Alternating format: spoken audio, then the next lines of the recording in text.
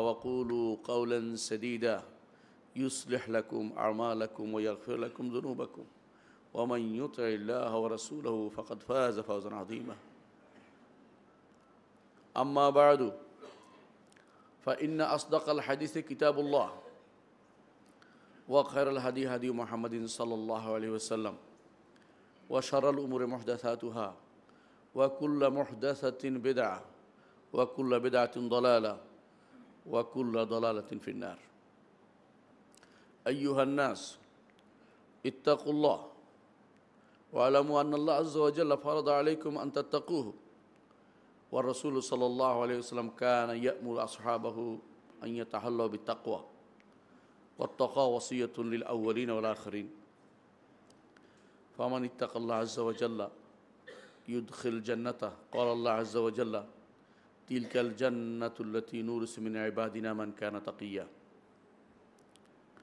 ومن يتق الله يجعل له مخرجا ويرزقه من حيث لا يحتسب সম্মানিত মুসলিয়ান کرام আমি আমার নিজেকেও আপনাদেরকে সবাইকে আল্লাহ তাকওয়া অবলম্বন করার অনুরোধ জানাচ্ছি যেই তাকওয়া অবলম্বন করলে আমাদের জীবন সার্থক হবে দুনিয়ার জীবন আর আখিরাতের জীবনে জান্নাত পেয়ে ধন্য হতে পারবো যতক্ষণ পর্যন্ত কোনো ব্যক্তি তাকওয়ার অধিকারী না হবে ততক্ষণ পর্যন্ত জান্নাত যেতে পারবে না তাকওয়া বিরোধী প্রত্যেকটি জিনিসকে আপনাকে রেখে যেতে হবে আজকে আমরা আলোচনা করব ইনশাআল্লাহ আপনাদের নিয়ে এই কালিমাতুত তাকওয়া নিয়ে কালিমাতুত তাকওয়া কোরআনে কারীম আল্লাহ তাআলা কালিমাতুত তাকওয়া বলেছেন কালিমাতু লা ইলাহা ইল্লাল্লাহকে কোরআনে কারীম আল্লাহ তাআলা আরও নাম দিয়েছেন উরওয়াতুল উসকা এমন রশি যে রশি কখনো ছিঁড়ে না কোরআনে কারীম আল্লাহ তাআলা কালিমাতুল্লাহ বলেছেন এটাকে আবার আল্লাহর কালিমা এই কালিমার মর্যাদা এত বেশি যে কামাতিস সামাওয়াত ওয়াল আরদ আলাইহা এর উপর আসমান এবং জমিন এর উপরে টিকে আছে এই কালেমা নিয়েই আল্লাহ তাআলা কালেমার জন্য আল্লাহ তাআলা আমাদেরকে সৃষ্টি করেছেন ওমা খালাকতুল জিন্না ওয়াল ইনসা ইল্লা লিয়াবুদুন এই কালেমা বাস্তবায়নের জন্য সমস্ত নবী রাসূলকে পাঠিয়েছেন কোরআনে কারীম আল্লাহ তাআলা এটা বলেছেন যখনই কোনো নবী বা রাসূল পাঠিয়েছি তখনই তাদেরকে ওহী দিয়েছি আন আনজিরু আন্নাহু লা ইলাহা ইল্লা আনা ফা'বুদুন আমি ব্যতীত আর কোনো সত্য ইলাহ নেই সুতরাং আমারই ইবাদত করো এই কালেমার জন্য আল্লাহ তাআলা সমস্ত কিতাবকে নাজিল করেছেন সকল কিতাবের মধ্যে এই কালেমা থাকবেই যেই কিতাবে এই কালেমা নাই সেটা আল্লাহর কিতাব নয় সেটা আল্লাহর কিতাব নয় কালিমাতু লা ইলাহা ইল্লাল্লাহর উপরেই জান্নাত এবং জাহান্নাম নির্ভর করবে কালিমাতু লা ইলাহা ইল্লাল্লাহর উপরেই ঈমানদার এবং কাফের ভাগ হয়ে যাবে কালিমাতু লা ইলাহা ইল্লাল্লাহর কারণেই জাহান্নাম যারা থাকবে ঈমানদারদের মধ্যে যারা জাহান্নামে যাবে তারা বেরিয়ে আসবে কালিমাতু লা ইলাহা ইল্লাল্লাহর এত মর্যাদা যে মুসা আলাইহিস সালাতু ওয়াস সালামকে আল্লাহ তাআলা বলেছিলেন যে দুনিয়ার সব কিছু দিয়ে এক পাল্লায় রাখা হয় আর কালিমাতু লা ইলাহা ইল্লাল্লাহ অন্য পাল্লায় রাখা হয় সেটা ভারী হয়ে যাবে কালিমাতু লা ইলাহা ইল্লাল্লাহর সাথে কোনো কিছু ভারী হতে পারে না এই জন্য হাশরের মাঠে এক ব্যক্তিকে আনা হবে যার 999টা তার সিজিল গুনার বালাম বের করা হবে তাকে বলা হবে এর বিপরীতে তোমার কি আর কোনো কিছু আছে সে বলছে কিছু নাই আল্লাহ তাআলা বললেন যে বালা অবশ্যই আছে ইন্নাকাল ইয়াউমা লান তুযলাম তোমার উপর আজকে কোনো জুলুম করা হবে না তারপর তার জন্য একটি বেতাকা আনা হবে এটা কার্ড আনা হবে তাতে লেখা আছে লা ইলাহা ইল্লাল্লাহ সেটা দেয়া হবে এক পাল্লাতে আর সমস্ত গুনাহগুলি আরেক পাল্লায় দেওয়া হবে লা ইলাহা ইল্লাল্লাহ ভারী হয়ে যাবে কিন্তু লা ইলাহা ইল্লাল্লাহ ভারী হওয়ার জন্য কিছু জিনিস তো আপনাকে জানতে হবে সবাই তো লা ইলাহা ইল্লাল্লাহ বলে সব লা ইলাহা ইল্লাল্লাহ কি কাজে লাগে এদেশের মানুষ লা ইলাহা ইল্লাল্লাহ জিকির করে জিকির করতে করতে কেউ বা আকাশে উঠে যায় কেউ ছাদে উঠে যায় কেউ গাছে উঠে যায় কেউ হুজুর উপর দিয়ে লাফ দেয় কেউ লাফাইতে থাকে। লা ইলাহা ইল্লাল্লাহর জন্য লাভ দিতে হবে এমন কথা তো কোথাও আসে নাই। সাহাবায়ে কেরাম কোনোদিন কি লা ইলাহা ইল্লাল্লাহ পেয়ে লাফাইছে? লা ইলাহা ইল্লাল্লাহ মানুষকে সভ্য করে, লা ইলাহা ইল্লাল্লাহর মাধ্যমে মানুষ সভ্য হয়, লা ইলাহা ইল্লাল্লাহ বলার কারণে মানুষ বিনয়ী হয়, লা ইলাহা ইল্লাল্লাহ মানুষ কান্না করতে থাকে যে কত বড় ভুল করেছি আমরা। লা ইলাহা ইল্লাল্লাহর মর্যাদা যারা একবার পেয়েছে, বুঝতে পেরেছে, মর্ম বুঝতে পেরেছে, তারা কোনোদিন লা ইলাহা ইল্লাল্লাহ ছাড়েনি। লা ইলাহা ইল্লাল্লাহর মর্ম বোঝার কারণেই বেলাল রাদিয়াল্লাহু আনহুকে মরুভূমির বালুতে টানা হতো, তিনি বলতেন আহাদ আহাদ শুধু বলতেন, আর কিছু বলতে পারতেন না। লা ইলাহা ইল্লাল্লাহর কারণেই আম্মার ইবনে ইয়াসির এবং তার পরিবারকে যে কষ্ট সহ্য করতে হয়েছে, লা ইলাহা ইল্লাল্লাহর কারণেই। লা ইলাহা ইল্লাল্লাহর কারণে হিজরত করতে হয়েছে, লা ইলাহা ইল্লাল্লাহর কারণে হিজরত করেছে হাবশাতে। সালাত ফরজ হয় নাই, যাকাত ফরজ হয় নাই, সাওম ফরজ হয় নাই, রাষ্ট্র প্রতিষ্ঠা তো দূরের কথা, কিছুই হয় নাই। শুধু লা ইলাহা ইল্লাল্লাহর জন্য মুহাম্মদুর রাসূলুল্লাহ সাল্লাল্লাহু আলাইহি ওয়াসাল্লাম রাস্তায় রাস্তায় বের হতেন। সাহাবী বলছেন, আমি রাসূলুল্লাহ সাল্লাল্লাহু আলাইহি ওয়াসাল্লামকে দেখেছি তিনি ওকাজ এবং জুল মাজাজ বাজারে বাজারে যেতেন এবং বলতেন আইয়ুহান নাস কুলু লা ইলাহা ইল্লাল্লাহ তুফলিহু, হে মানুষেরা বলো লা ইলাহা ইল্লাল্লাহ, সফল কাম হইতে পারবে। এটাই ছিল তার দাবি, লা ইলাহা ইল্লাল্লাহ বলো। কিন্তু তারা লা ইলাহা ইল্লাল্লাহ বলতে রাজি হয়নি, কারণ তারা লা ইলাহা ইল্লাল্লাহর অর্থ বুঝতো, আর আমরা লা ইলাহা ইল্লাল্লাহর অর্থ বুঝি না। লা ইলাহা ইল্লাল্লাহ বলি, আবার কুফরি মন্ত্র পাঠ করি, আবার সুযোগ পাইলে কুফরি বাক্য বলে ফেলি, কাফেরদেরকে সম্বর্ধনা জানাই। আমার ইসলাম আর আমার নবীর ইসলাম কত পার্থক্য কেউ চিন্তা করে দেখেছেন? যে কারণে উম্মতটা দুই ভাগ হয়ে গেল। আরবের মুশরিকরা, কুরাইশরা দুই ভাগ হয়ে গেল, এক ভাগ ইমানদার, এক ভাগ কাফের, শুধু লা ইলাহা ইল্লাল্লাহর কারণে। কারণ তখন আর কিছুই ফরজ হয়নি। তাওহীদের এই বাণী, সমস্ত নবী রাসূলের বাণী, সমস্ত কিতাবের বাণী, এই বাণী কালিমাতুল্লাহ আল উলিয়া, আল্লাহর সর্বোচ্চ বাণী, এই বাণীকে সমুন্নত করার জন্য যুদ্ধ। বদরের যুদ্ধ এই জন্য হয়েছে, ওহদের যুদ্ধ এই জন্য হয়েছে, খন্দকের যুদ্ধ এই জন্য হয়েছে। একটা রাষ্ট্র প্রতিষ্ঠার জন্য কোনো যুদ্ধ হয় নাই। মুহাম্মদুর রাসূলুল্লাহ সাল্লাল্লাহু আলাইহি ওয়াসাল্লাম রাষ্ট্র প্রতিষ্ঠানের যুদ্ধ করেন নাই। রাষ্ট্র প্রতিষ্ঠিত হয়েছে লা ইলাহা ইল্লাল্লাহর ফলের কারণে। লা ইলাহা ইল্লাল্লাহ সুফল যখন বয়ে আনবে তখন রাষ্ট্র চলে আসবে। আপনি লা ইলাহা ইল্লাল্লাহর এই দেশের মানুষকে তো বুঝাতে পারেন, এদেশের মাজারগুলি যেদিন চলে যাবে, মানুষের অন্তরে শুধু একমাত্র আল্লাহর ভয় আসবে, মানুষ মাজারের উপর ভরসা করবে না, কবরের পিছে চলবে না, কারো উপর নির্ভর করে ক্ষমতা জিতে চাইবে না। আল্লাহ তাআলা তখন তাদেরকে ক্ষমতা দিবেন। আল্লাহ ওয়াদা করেছেন, ওয়াদাল্লাহুল্লাযিনা আমানু ওয়া আমিলুস সালিহাতি মিনকুম লা ইস্তাখলিফান্নাহুম ফিল আরদি, জমিনের বুকে তোমাদেরকে প্রতিষ্ঠা করবেন যদি ঈমান এবং আমল সালেহ তোমাদের থাকে। ঈমানটা আগে, ঈমান না হলে আমল সালেহ হয় না।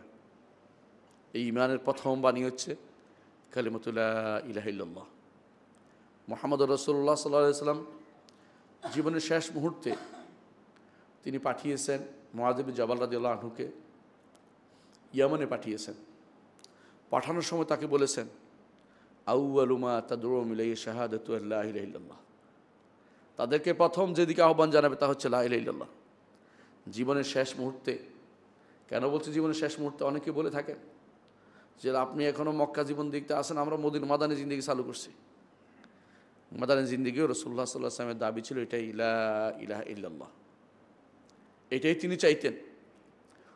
কোথাও যুদ্ধ করতে গেলে বলতেন আসলিম তাসলাম, ঈমান আনো, ইসলাম গ্রহণ করো, তো তুমি নিরাপদ থাকতে পারবে। সেটাই দাওয়াত ছিল। মুআয ইবনে জাবাল রাদিয়াল্লাহু আনহুকে যখন পাঠিয়েছেন, তিনি এগিয়ে যাচ্ছেন, আর তিনি বললেন যে মুআয, হয়তো তোমার সাথে আমার দেখা হবে না।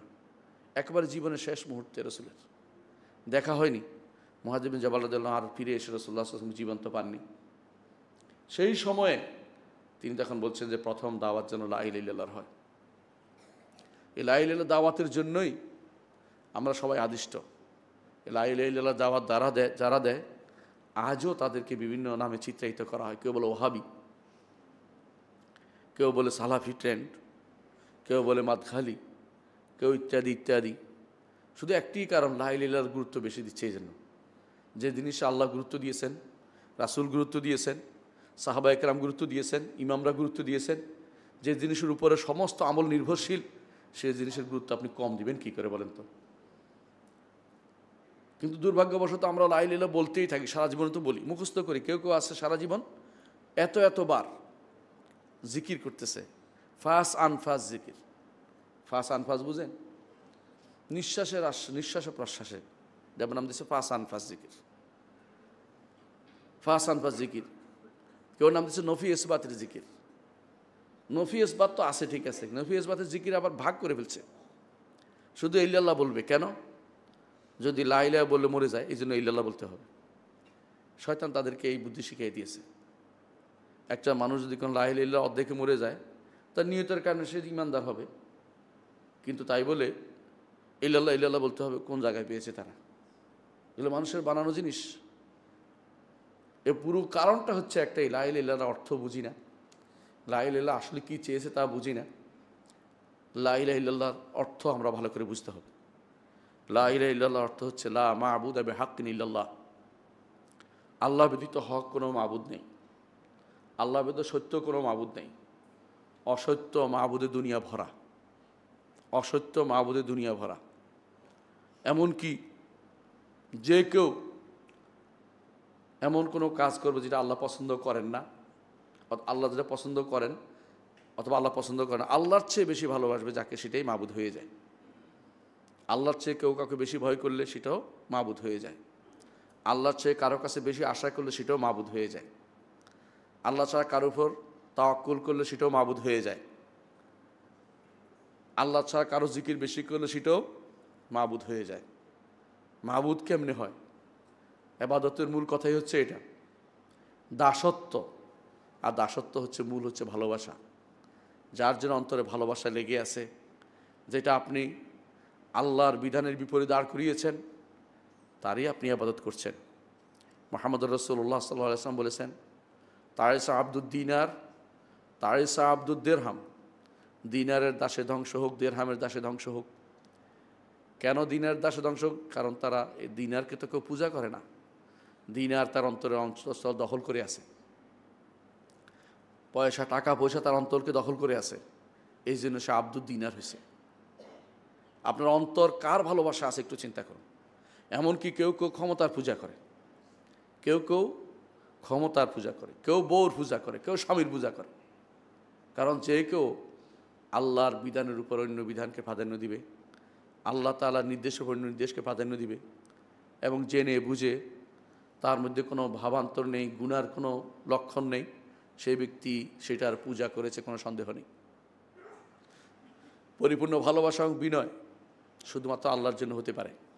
যে কেউ পরিপূর্ণ ভালোবাসা বিনয়ের কোনো অংশ আল্লাহ ছাড়া কারোর জন্য দিয়েছে, সেই ব্যক্তি সেটার পূজা করে নিয়েছে। সেই জন্য কালিমাতুল লা ইলাহা ইল্লাল্লাহ বুঝতে হবে। প্রথমে আমাকে হক মাবুদ, আল্লাহ তাআলা যে হক মাবুদ, এই বিষয়টি আমাদেরকে স্বীকৃতি। আল্লাহ একমাত্র হক মাবুদ। কেউ যদি বলে আল্লাহ হক মাবুদ, তাও যথেষ্ট নয়। একমাত্র হক মাবুদ হচ্ছে আল্লাহ তাআলা।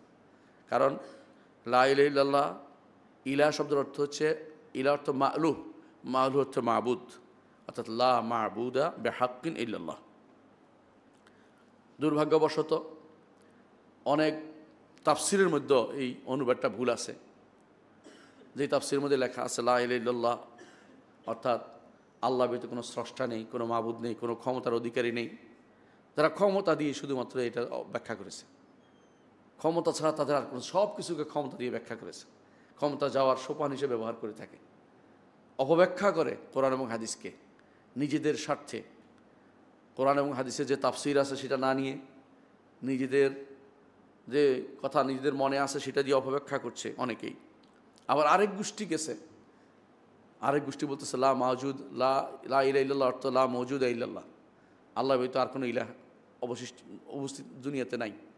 অর্থাৎ তারা সর্বস্বরবাদী একটি গোষ্ঠী আছে, তারা মনে করে যাই ইবাদত করে আল্লাহরই ইবাদত করতেছে, নাউযুবিল্লাহ। আবার অনেকে মনে করে লা মওজুদ, এটা ভুল। কারণ হচ্ছে মওজুদ আল্লাহ ছাড়াও আরও অনেক উপাস্যের উপস্থিতি আমরা দেখতে পাই পৃথিবীর বুকে।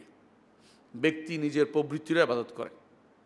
কোরআনে কারীম আল্লাহ তাআলা জন্য বলেছেন, আফারাআইতা মান ইত্তাখাযা ইলাহু হাওয়াহু, আপনি কি তাকে দেখেছেন যে ব্যক্তি তার প্রবৃত্তিকে আল্লাহ বানিয়ে ফেলেছে? তাহলে প্রবৃত্তিও আল্লাহ হয়। লূত আলাইহিস সালাতু ওয়াস সালামের কওম যেটা করত, তারা যে সমকামিতে লিপ্ত ছিল, সেটা ছিল এক ধরনের ইবাদত। এই জন্য আল্লাহ তাআলা তাদেরকে ধ্বংস করে দিয়েছেন, কারণ তারা এর বিপরীতে চিন্তা করার সুযোগ তাদের নেই। আল্লাহ তাআলা এই জন্য কোরআনে কারীম বলেছেন, লা আমরুকা ইন্নাহুম লাফি সাকরাতিহিম ইয়ারমাহুন, লা আমরুকা ইন্নাহুম লাফি সাকরাতিহিম ইয়ারমাহুন। তারা তাদের মাতলামিতে যেন এমন বেশি মাতাল হয়ে গেছে, আর কোনো চিন্তা করার সুযোগ নেই। তাদেরকে লূত আলাইহিস সালাতু ওয়াস সালাম বলেছিলেন, হাউলাই বানাতি ইন কুনতুম ফাইলিন, কিছু করলে মেয়েরা আছে, মেয়েদেরকে বিয়ে করো। তারা বলেছিল, লাকাদ আলিমতা মা লানা ফি বানাতিকা মিন হক, মেয়েদের ব্যাপারে আমাদের কোনো আগ্রহ নাই, নাউযুবিল্লাহ। এরকম অবস্থা আজ তৈরি হয়ে যাচ্ছে সব জায়গাতেই। আল্লাহর বিধানের বিপরীতে যে বিধানকে আপনি বেশি ভালোবাসবেন, আল্লাহর কথার বিপরীতে অন্য কাউকে প্রাধান্য বেশি দিবেন, ইসলামের নাম দিয়েও যদি করেন, সেটা হবে কুফরি, সেটা হবে শিরক, লা ইলাহা ইল্লাল্লাহর বিপরীত কাজ। সুতরাং লা ইলাহা ইল্লাল্লাহ, আল্লাহ ব্যতীত সত্য কোনো মাবুদ নেই, এটা হচ্ছে এর অনুবাদ। মনে রাখবেন, ইলাহ এবং রব এবং খালেক এগুলি অনেক কিছু পরিভাষা, এগুলির মধ্যে মানুষ অনেকে বুঝে না বলেই জগতের মধ্যে যত সমস্যা তৈরি হয়েছে। আমাদের শেখ আব্দুল্লাহ গুনাইমান হাফিজাহুল্লাহ বলতেন, দুটি কারণ, যদি দুটি জিনিসকে যদি বিশুদ্ধ করতে পারেন, মানুষের আকীদা বিশুদ্ধ হয়ে যাবে। একটা হচ্ছে নবী রাসূলগণকে কী জন্য পাঠানো হয়েছে, কোন তাওহীদের জন্য, কোন অংশের জন্য, তাওহীদের কোন অংশ প্রতিষ্ঠা করার জন্য পাঠানো হয়েছে, এটা যদি তাদের অন্তরে ঢেলে দিতে পারেন, তাহলে তারা বিশুদ্ধ হয়ে যাবে। সেটা কি? লা ইলাহা ইল্লাল্লাহ, উলুহিয়াতকে প্রতিষ্ঠা করার জন্য।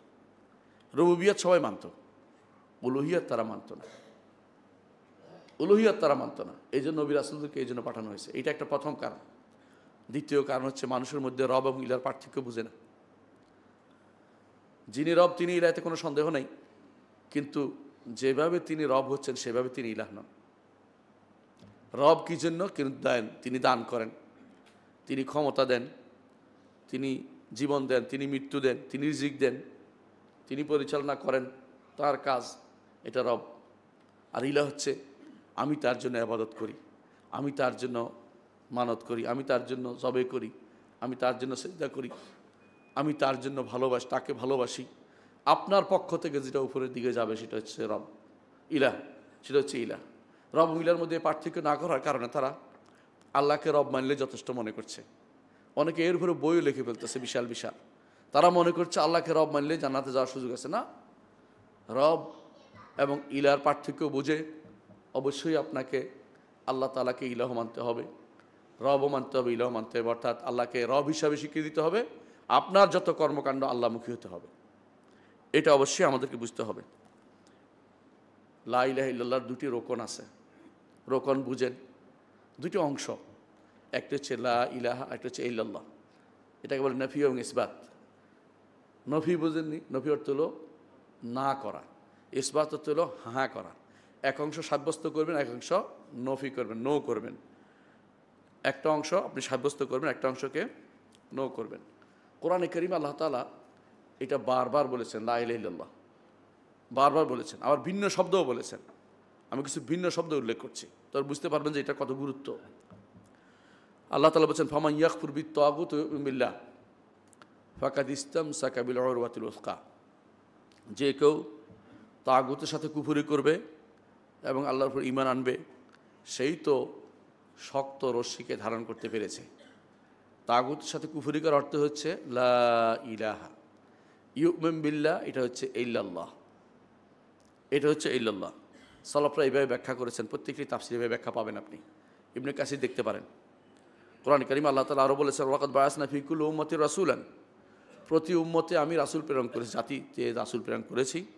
কি নিয়ে? আনিবুদুল্লাহ, একমাত্র আল্লাহর ইবাদত করো, এটা হচ্ছে ইল্লাল্লাহ। ওয়াজতানিবুত তাগুত, লা ইলাহা, তাগুতকে বর্জন করো, এটা হচ্ছে লা ইলাহা। অর্থাৎ তাগুতকে ইবাদত করা যাবে না, তাগুতের কথা শোনা যাবে না। তাগুতকে, তাগুত বোঝার জন্য লম্বা কিছু যাওয়ার দরকার নেই। আল্লাহ তাআলার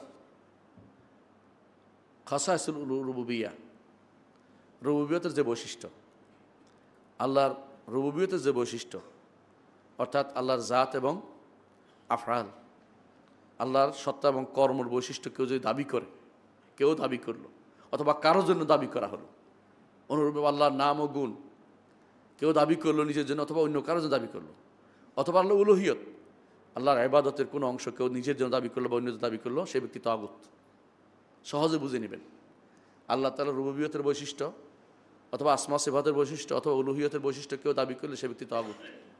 সে নিজের জন্য হোক বা অন্যের জন্য হোক, অন্যকে সে তাগুত বানিয়েছে। সুতরাং লা ইলাহা ইল্লাল্লাহর অর্থই হচ্ছে একমাত্র আল্লাহর ইবাদত করতে হবে, একমাত্র আল্লাহর নাম ও গুণের স্বীকৃতি দিতে হবে, একমাত্র আল্লাহ তাআলার তাকে রব মানতে হবে। এর বিপরীত যেটা আছে সেটা লা ইলাহা ইল্লাল্লাহর বিপরীত, সেটা আমাদেরকে অবশ্যই জানতে হবে। কোরআনে কারীম আল্লাহ তাআলা আমাদেরকে জানিয়েছেন, প্রত্যেক নবী এসে বলতেন ইয়া কওমি ইবুদুল্লাহ, ইয়া কওমি ইবুদুল্লাহ মা লাকুম মিন ইলাহিন গায়রু, ইয়া কওমি ইবুদুল্লাহ, এটা হচ্ছে ইল্লাল্লাহ, মা লাকুম মিন ইলাহিন গায়রু, তোমাদের আর কোনো ইলাহ নেই, এটা হচ্ছে লা ইলাহা। কোরআনে কারীমে আল্লাহ তাআলা আরও বলেছেন যালিকা বিআন্নাল্লাহু ওয়াল হক ওয়া আন্না মা ইয়াদউনা মিন দুনিহিল বাতিল ওয়া আন্নাল্লাহুল আলিয়্যুল কাবীর। এটা এই জন্য যে আল্লাহ তাআলা তিনি হক, তিনি হক, এটা হচ্ছে ইল্লাল্লাহ। ওয়া আন্না মা ইয়াদউনা মিন দুনিহিল বাতিল, সেটা হচ্ছে লা ইলাহা। ওয়া আন্নাল্লাহুল আলিয়্যুল কাবীর, তিনি হচ্ছেন সর্বোচ্চ সত্তা, তিনি হচ্ছেন বড় সত্তা। কেমন বড় সত্তা আপনারা জানেন, সমস্ত সৃষ্টি তার কাছে খুবই ক্ষুদ্র, ক্ষুদ্র সমস্ত সৃষ্টিকে তিনি হাতের মুষ্টির ভিতরে রাখবেন হাসরের দিন। এত বড় তিনি, কবির ও আজিম তিনি, সর্বদিক থেকে তার আজমত এবং কিবরিয়া, ওয়ালাহুল কিবরিয়া ফিস সামাওয়াতি ওয়াল আরদ, আসমান জমিনে তার বড়ত্ব সবাই স্বীকার করে। এই জন্য আল্লাহু আকবার বলি আমরা, আল্লাহু আকবার বারবার বলি, আল্লাহু আকবার কবিরা বারবার আমরা বলি, কারণ তিনি বড়। এই বড়ত্বর কালেমা হচ্ছে লা ইলাহা ইল্লাল্লাহ। বড়ত্ব প্রকাশ করবে লা ইলাহা, তিনি ব্যতীত যা আছে সব বাতিল, ইল্লাল্লাহ সেটা হচ্ছে যালিকা বিআন্নাল্লাহু ওয়াল হক, হক কালেমা। এই জন্য কালেমাতুল হক বলা হয় লা ইলাহা ইল্লাল্লাহকে, কালেমাতুল হক বলা হয়। আমর ইবনে আবাসা রাদিয়াল্লাহু আনহু বলেন, রাসূলুল্লাহ সাল্লাল্লাহু আলাইহি ওয়াসাল্লাম বলেছেন আরসালানি বিসিলাতিল আরহাম, আমাকে আল্লাহ তাআলা পাঠিয়েছেন আত্মীয়তা সম্পর্ক বজায় রাখতে, ওয়া কাসরিল আওসান, মূর্তিগুলোকে ভাঙতে পাহারা দিতে নয়, ওয়া ইউহিদাল্লাহ, এবং যেন আল্লাহর তাওহীদকে বাস্তবায়ন করি, লা ইউশরিকু বিহি শাইআন, তার সাথে কোনো শরীক না করি। সহিহ মুসলিম হাদিসটি বর্ণিত হয়েছে। রাসূলুল্লাহ সাল্লাল্লাহু আলাইহি ওয়াসাল্লাম কী জন্য প্রেরিত হয়েছেন সেটা বলা হয়েছে। রাসূলুল্লাহ সাল্লাল্লাহু আলাইহি ওয়াসাল্লামকে আল্লাহ কী জন্য পাঠিয়েছেন, একবারও তিনি বলেন নাই যে কোনো মূল্যে ক্ষমতা দখল করতে হবে, কথা তিনি বলেন নাই। জিনিসটা বারবার বোঝা দরকার আমাদের, বারবার এটা বোঝা দরকার। রাসূল সাল্লাল্লাহু আলাইহি ওয়াসাল্লাম যা চেয়েছেন, যতটুকু তার সামর্থ্য ততটুকু তিনি করেছেন। এর বাইরে প্রত্যেক নবী এই কলেমার দাওয়াত দিয়েছেন, কিন্তু কোনো নবী রাষ্ট্র প্রতিষ্ঠা করতে পারেন নাই। মুহাম্মদুর রাসূলুল্লাহ সাল্লাল্লাহু আলাইহি ওয়াসাল্লাম করেছেন, সর্বশেষ নবী, কারণ এটার ফল হিসেবে তিনি পেয়েছেন, লা ইলাহা ইল্লাল্লাহর প্রতিষ্ঠার ফল হিসেবে তিনি রাষ্ট্র পেয়েছেন। এটাই হচ্ছে নিয়ম। অন্য নবীরা লা ইলাহার দাওয়াত দিয়ে সারা জীবন শেষ করেছেন, তাদেরকে জিজ্ঞাসা করা হবে না কেন আপনি রাষ্ট্র প্রতিষ্ঠা করলেন না। কিন্তু যদি কোনো তারা লা ইলাহা ইল্লাল্লাহর ব্যাপারে সামান্যতম ত্রুটি করতেন, তাহলে অবশ্যই আল্লাহ তাআলা জিজ্ঞাসা করতেন। আল্লাহ তাআলা কোরআনে কারীম বলেছেন যে ওয়ালাউ আশরাকু লাহাবিতা আনহুম মা কানু ইয়ামালুন, এই নবীরা যদি কোনো শিরিক করতো তাদের সব আমি ধ্বংস করে দিতাম, তাদের আমল সব বরবাদ করে দিতাম। কোরআনে কারীমের এই আয়াতে যালিকা বিআন্নাল্লাহু ওয়াল হক ওয়া আন্না মা ইয়াদউনা মিন দুনিল বাতিল, এই আয়াতের তাফসীর ইমাম দারিমি রাহমাতুল্লাহ আলাইহি বলেন, এটা হচ্ছে হক যে কালেমা, সেটা হচ্ছে লা ইলাহা ইল্লাল্লাহ ওয়াহদাহু লা শারীকা লাহ। হক কালেমা হচ্ছে লা ইলাহা ইল্লাল্লাহ ওয়াহদাহু লা শারীকা লাহ। এই কালেমাটি এতই গুরুত্বপূর্ণ যে সবচেয়ে উত্তম জায়গা হচ্ছে আরাফার মাঠ, এবং সবচেয়ে উত্তম দিনে, সবচেয়ে উত্তম জায়গাতে এই কালেমাটিকে সেট করা হয়েছে। রাসূলুল্লাহ সাল্লাল্লাহু আলাইহি ওয়াসাল্লাম বলেছেন খায়রু মা কুলতুহু ওয়ান নাবিয়্যুনা মিন ক্বাবলি, আমি যা বলেছি, আমার পূর্ব নবীরা যা বলেছে, উত্তম যে বাণীটা হচ্ছে লা ইলাহা ইল্লাল্লাহ ওয়াহদাহু লা শারীকা লাহ লাহুল মুলকু ওয়া লাহুল হামদু ওয়া আলা কুল্লি শাইইন কাদির। আর এই কালেমাটাই, এটাই হচ্ছে তালবিয়া, এটাই তালবিয়া, এটার আরেক নাম তালবিয়া। এই জন্য সাহাবী বলতেছেন জাবির ইবনে আব্দুল্লাহ রাদিয়াল্লাহু বলতেছেন, লাব্বা বিকালিমাতি তাওহীদ, রাসূল তাওহীদের কালেমার তালবিয়া পাঠ করলেন। তাওহীদের নাম দিয়েছে, তাওহীদের কালেমা কোনটা? তালবিয়াকে। কারণ আপনি কি বলেন? লাব্বাইক আল্লাহুম্মা লাব্বাইক লাব্বাইক লা শারীকা লাক, লা শারীকা লাক, ইন্নাল হামদা ওয়ান নি'মাতা লাকা ওয়াল মুলক, সব আপনার, লা শারীকা লাক। এই জন্য নাম হচ্ছে কালেমাত তাওহীদ। সবচেয়ে উত্তম জায়গাতে সেটা। আর যখন আপনি আজান শেষ করেন সেটা বলেন, একামত শেষ করলে এটা বলেন। আপনি কি খেয়াল করেছেন কি না? আবার যখন বসেন তখনও বলেন এটা, আশহাদু আল্লা ইলাহা ইল্লাল্লাহ মুহাম্মাদুর রাসূলুল্লাহ বলে থাকেন, আবদুহু ওয়া রাসূলুহু বলেন। এমনকি এটা একজন মানুষের ঈমান নবায়নের জন্য জরুরি। এবং সকাল বিকাল আপনি সকালে 10 বার, বিকালে 10 বার পড়েন, কেউ কেউ 100 বারও বলে। এবং এটা এত বেশি গুরুত্বপূর্ণ যে এটা আপনার যে কোনো বিপদে সেটা আপনার কাজে লাগবে। এই হচ্ছে কালিমাত তাওহীদের গুরুত্ব, আপনি বুঝতেই পারছেন।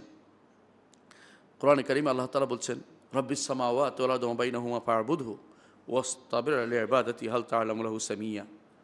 রব্বিস সামাওয়াতি ওয়াল, আসমান জমিনের রব হচ্ছেন তিনি। ওয়া মা বাইনাহুমা, আসমান জমিনের মাঝখানে যা আছে সবার রবই আল্লাহ। ফা'বুদহু, একমাত্র তার ইবাদত করো। ওয়াসতাবির লিইবাদাতি, সে ইবাদতে লেগে থাকো। কালিমাতু লা ইলাহা ইল্লাল্লাহ সবসময় থাকতে হবে। হাল তা'লামু লাহু সামিয়্যা, তার নাম ও গুণ সম্পন্ন কাউকে আপনি পাবেন না। এই আয়াতটির মধ্যে, একটি আয়াতের মধ্যে, সূরা মারিয়ামের 65 নম্বর আয়াতের মধ্যে তাওহীদের 3টি অংশ একসাথে এসেছে। এটা আমাদেরকে মনে রাখতে হবে। সূরা মারিয়ামের 65 নম্বর আয়াতে সেখানে পুরো ইবাদতের উপর লেগে থাকতে বলা হয়েছে, লা ইলাহা ইল্লাল্লাহ। এটা আপনাকে ইবাদত, তাওহীদের কালেমার মধ্যে লেগে থাকতে বলা হয়েছে। আমি আলোচনা করব এখন তাওহীদের কালেমার শুরুতগুলি, শর্ত কি আছে, যেটা মূল আলোচ্য বিষয়। শর্ত কেন লাগে? একটা যে রোকন আপনি বুঝতে পারেন। অজু লাগে কিসের জন্য? সলাতের জন্য। কারণ সলাত এমনি পড়া যায় না, কারণ সলাতের ভিতরে আরকান আছে। সেগুলি কি? সেগুলি আরকান হচ্ছে যেমন রুকু করা, সিজদা করা, তাকবীর দেয়া, ফাতিহা পড়া, এগুলিকে রোকন বলা হয়েছে অনেক, আপনারা জানেন। তো এই জাতীয় আরও রোকন আছে, এগুলি ভিতরের অংশ। আর বাইরের অংশ হলো পূর্ব প্রস্তুতি লাগে, কিছু শর্ত লাগে। আপনারা যেমন অজু করে এখানে ঢুকছেন, কারণ আপনি জানেন যে সলাৎ, অজু ব্যতীত সলাৎ শুদ্ধ হয় না। এখন যদি অজুর কয়েকটা মানি, একটা মানি না, আপনি কি সলাৎটা শুদ্ধ হবে? কখনো শুদ্ধ হবে না। ঠিক অনুরূপভাবে আপনার এই তাওহীদের জন্য, কালেমা তাওহীদের কিছু শর্ত লাগবে। বলতে পারেন শর্ত কোথায় পেয়েছেন? বলতেই পারেন এই শর্ত পেয়েছি আমরা। এটাকে বলা হয় ইস্তেকরা। ইস্তেকরা অর্থ হলো কোরআন এবং সুন্নাহকে যথাযথভাবে পড়ে এর থেকে বের করে নিয়ে আসা। অজুর ফরজ যে আপনি শুনছেন, কীভাবে বের করছেন? রাসূল কি 4টা 5টা নাম ধরে বলে দিয়েছেন? কীভাবে বের করেছেন? আয়াত পড়ে, হাদিস পড়ে বের করে দিয়েছেন। ঠিক অনুরূপভাবে কোরআন এবং সুন্নাহ যারা পরীক্ষা করেছেন তারা এটা বের করে নিয়ে আসছেন। আমরা কয়েকটা উদাহরণ দেবো যারা বলেছেন যে শর্তগুলি দরকার। 1 নম্বর হাসান বসরি রহমতুল্লাহ আলাইহি। হাসান বসরি রহমতুল্লাহ আলাইহি কে ছিলেন? হাদিসের দিক থেকেও তিনি জাংশন তো বুঝেন, মানে তার উপর দিয়ে হাদিস যেতে হয়। তাবেঈদের মধ্যে সেরা ব্যক্তিদের একজন হাসান বসরি রহমতুল্লাহ আলাইহি।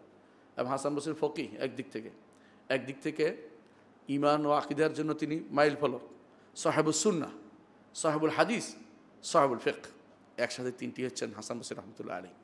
এই জন্য দেখবেন হাদিসের ক্ষেত্রে হাদাসান, যখনই হাসান বলা হবে তখন হাসান বসরিকে বোঝানো হয়। আর যদি কোনো হাসান ইবনে আলী হয় তখন বলে দেয় হাসান ইবনে আলী। শুধু হাসান বললেই হাসান বসরিকে বোঝানো হয়। আপনারা যারা তাকে সুফি মনে করে বসে আছেন তারা ভুল করছেন। তিনি ছিলেন মুহাদ্দিস, তিনি ছিলেন ফাকিহ, তিনি ছিলেন আকীদা বিশেষজ্ঞ, সুন্নাহর বিশেষজ্ঞ যাকে বলা হতো। তখনকার সময় যারা আকীদার বিশেষজ্ঞ তাদেরকে সুন্নাহ বলা হতো, সাহেবুস সুন্নাহ বলা হতো, সুন্নাহওয়ালা। কারণ এর বিপরীতটি হলো বেদাতিওয়ালা, এই জন্য তাদেরকে সাহেবুস সুন্নাহ বলা হতো। এই জন্য বলা হয়েছে মালিক ইমাম ফিল হাদিস ওয়াস সুন্নাহ, ইমাম হাদিসেরও মালিক, ইমামেরও হাদিসেরও ইমাম, সুন্নাহরও ইমাম, অর্থাৎ আকীদারও ইমাম। এই জন্য কিতাবুস সুনান, ইমামদের কিতাবের নাম হচ্ছে কিতাবুস সুনান। দেখছেন আপনারা, সুন্নাহ আলী আহমদ ইবনে হাম্বল, সুন্নাহ আলী আব্দুল্লাহ ইবনে আহমদ ইবনে হাম্বল, সুন্নাহ ইবনে আবি আসেম, সুন্নাহ মারওয়াজি, এভাবে সুন্নাহ নাম দিয়ে তারা আকীদার কিতাবগুলি লিখেছেন। ওগুলি কোথাও ফরজ সুন্নার কথা আলোচনা হয় না, সব আকীদার জিনিস আলোচনা হয়েছে। এই জন্য হাসান বসরি রহমতুল্লাহ আলী তিনি সুন্নাহর ইমাম। তিনি বলছেন, শোন কি বলতেছেন। তাকে বলা হলো, কিছু মানুষ বলে থাকে লা ইলাহা ইল্লাল্লাহ বললেই জান্নাতে যাবে। এরা কারা? এরা মুরজিয়া, আশারি মাতুরিদি এবং মুরজিয়া। এই গোষ্ঠী মনে করে লা ইলাহা ইল্লাল্লাহ বললেই জান্নাতে যাবে, আর কিছু দরকার নেই। এই জন্য অনেকে বলে লা ইলাহা ইল্লাল্লাহ বলে, অনেকে বলে কালেমা কলেমা বলছে এই জন্য যথেষ্ট। অনেকের কাছে কালেমা বললে যথেষ্ট না, কলেমা হলে মায়ের থেকে বাঁচবে, প্রকাশ্যে বিরোধিতা না করলে সে আক্রমণ থেকে বাঁচবে, তার জান ও মাল নিরাপদ থাকবে। কিন্তু আখিরাতে আল্লাহর কাছে যদি কোনো গ্রহণযোগ্য হতে হয় কিছু শর্ত হতে হবে। তিনি বলতেছেন এটা। ফকালা হাসান বসরি রহমতুল্লাহ বললেন, মান কালা লা ইলাহা ইল্লাল্লাহ, যে ব্যক্তি লা ইলাহা ইল্লাল্লাহ বলবে, ফাআদ্দা হক্কাহা, এর হক আদায় করবে, এর হক আদায় করবে, ওয়া ফরদাহা, এবং ফরজ আদায় করবে, দাখিলাল জান্নাত, তখন সে জান্নাতে প্রবেশ করবে। অর্থাৎ শুধু লা ইলাহা ইল্লাল্লাহ বলাই যথেষ্ট না, এটার হক আছে, ফরজ আছে। হাসান বসরি রহমতুল্লাহ একবার ফেরাজদক কবিকে দেখলেন। ফেরাজদক কবি আপনি বিখ্যাত জানেন, আরবি কবি। 3-4 স্ত্রীকে দাফন করতে এসেছেন। তখন হাসান বসরি রহমতুল্লাহ আলাইহি ফেরাজদককে বললেন, তুমি এই দিনের জন্য, এরকম মৃত্যুর দিনের জন্য কি সঞ্চয় করেছ? তো বলতেছে, কালিমাতু লা ইলাহা ইল্লাল্লাহ, 70 বছর ধরে আমি এটা ঠিক রেখেছি, 70 বছর ধরে। তখন হাসান বসরি রহমতুল্লাহ আলাইহি বললেন, শাহাদাতু লা ইলাহা ইল্লাল্লাহ, এটা ভালো, নিঃসন্দেহে উত্তম, এটাই হচ্ছে উত্তম একটা তোমার জন্য পাথেয়, কোনো সন্দেহ নেই। কিন্তু লা ইলাহা ইল্লাল্লাহ কিছু শর্ত আছে, তিনি সর্বপ্রথম বলে দিচ্ছে শর্ত হিসাবে। সুতরাং শর্ত পূরণ করেছে কিনা দেখো, আর সাবধান তুমি নারীদের পিছনে লেগো না। অর্থাৎ কারণ কবিরা নারীদের নিয়ে বদনামি গায়, তুমি মহসানাত কোনো নারীদের পিছনে বদনাম কবিতা আবৃত্তি করবে না। শর্ত বলার পরে তাকে কিছু সাবধান করেছেন অপকর্ম যেন না করে, কিন্তু শর্ত তিনি বলে দিয়েছেন। আরেকটি বর্ণনা আসছে, ওয়াহাব ইবনে মুনাব্বাহ তিনি বলছেন, যাকে বলা হলো, একজন বলছিলেন, আলাইসা শাহাদাতু লা ইলাহা ইল্লাল্লাহ মিফতাহুল জান্নাহ, লা ইলাহা ইল্লাল্লাহ করে কি জান্নাতে যাওয়ার চাবিকাঠি নয়? তখন তিনি বলেছেন, না, অবশ্যই। ওয়ালাকিন লিকুল্লি মিফতাহিন আসনান, প্রতিটি চাবির দাঁত থাকে, প্রতিটি চাবির দাঁত থাকে। ফাইন আতাইতা বিমিফতাহিন লাহু আসনান, যদি তুমি এমন চাবি নিয়ে আসো যে চাবির দাঁত আছে, ফতে হালাক, তাহলে তোমার জন্য খোলা হবে। ওয়া ইল্লা লাম ইফতাহ লাক, তাহলে তোমার জন্য সেটা খোলা হবে না। সেই দাঁতগুলি কি? সেই দাঁতগুলি হচ্ছে শুরুত। যেমন আপনি নামাজ পড়লে হবে না, অজুটা আপনার করতেই হবে। নামাজ পড়লে হবে না, কাপড়টা আপনার পরিচ্ছন্ন হতেই হবে। নামাজ পড়লে হবে না, আপনাকে নামাজের নিয়ম কানুন জানতেই হবে। কিছু জিনিস আপনাকে জানতেই হবে। আপনি নামাজ পড়লে সেজদা কোথায় করছেন জানতে হবে। আপনি মনে করে বসে থাকেন যে সেজদা দিচ্ছেন আল্লাহ তাআলার কুদরতি বা পায়ে, তাহলে আপনি কাফের হয়ে রয়েছেন, আপনি ঈমানদার নন। আপনার কিছু শর্ত আপনাকে জানতে হবে। ঈমান না থাকে নামাজ পড়ে লাভ নাই, ঈমানটাকেও পরিশুদ্ধ করতে হবে। তো শর্ত আপনার থাকতে হবে। এই জন্য মুসলিম হওয়া একটা শর্ত, সালাত শুদ্ধ হওয়ার জন্য মুসলিম হওয়া একটা শর্ত, আকেল হওয়া একটা শর্ত, জ্ঞান থাকা শর্ত। পাগলের সালাতের জন্য হয় না, জ্ঞান থাকা একটা শর্ত। ঠিক লা ইলাহা ইল্লাল্লাহর কিছু শর্ত আছে, সেগুলি আমরা আলোচনা করব ইনশাআল্লাহ। প্রথম শর্ত হচ্ছে লা ইলাহা ইল্লাল্লাহ অর্থ জানতে হবে। অর্থ জানতে হবে। অর্থ না জেনে, অন্তরের মধ্যে অর্থ ধারণ না করে আপনি লা ইলাহা ইল্লাল্লাহ সারাদিন বললেও কাজ হবে না। অর্থটা জানতে হবে। আপনি অর্থ জানতো বলেই আরবের মুশরিকরা লা ইলাহা ইল্লাল্লাহ বলতো না। আর আপনি আমি অর্থ জানি না বলেই লা ইলাহা ইল্লাল্লাহ জিকির করি।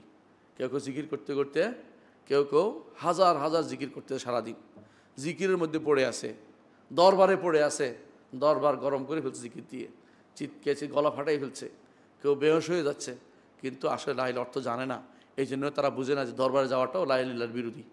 আমার তো দরকার হচ্ছে আল্লাহমুখী হওয়া, দরবারমুখী হওয়া তো লা ইলাহা ইল্লাল্লাহর পক্ষপাতী না। আপনাকে হয় আলেমের কাছে যেতে হবে, আলেম হবেন, না তো আলেম হবেন। তো দুনিয়া মালউন, দুনিয়া অভিশপ্ত। হয় আলেম না আলেম, দুইটা একটা হতে হবে। আপনাকে হয় আলেম হবেন, না ছাত্র হবেন। এর বাইরে কোথাও যেতে আল্লাহ আমার রাসূল আমাদেরকে নির্দেশ দেন নাই। তো আপনি কেন ওই দরবারে যাচ্ছেন? আপনার মনের ভিতরে কেন হুজুরকে আটকাই দিচ্ছেন? কেন আপনার পীর সাহেব আপনার মনের ভিতরে ঢুকে বসে আছে? আপনি তো আল্লাহর জায়গাতে অন্য কাউকে স্থান করে দিচ্ছেন। কীভাবে করতে পারেন সেটা?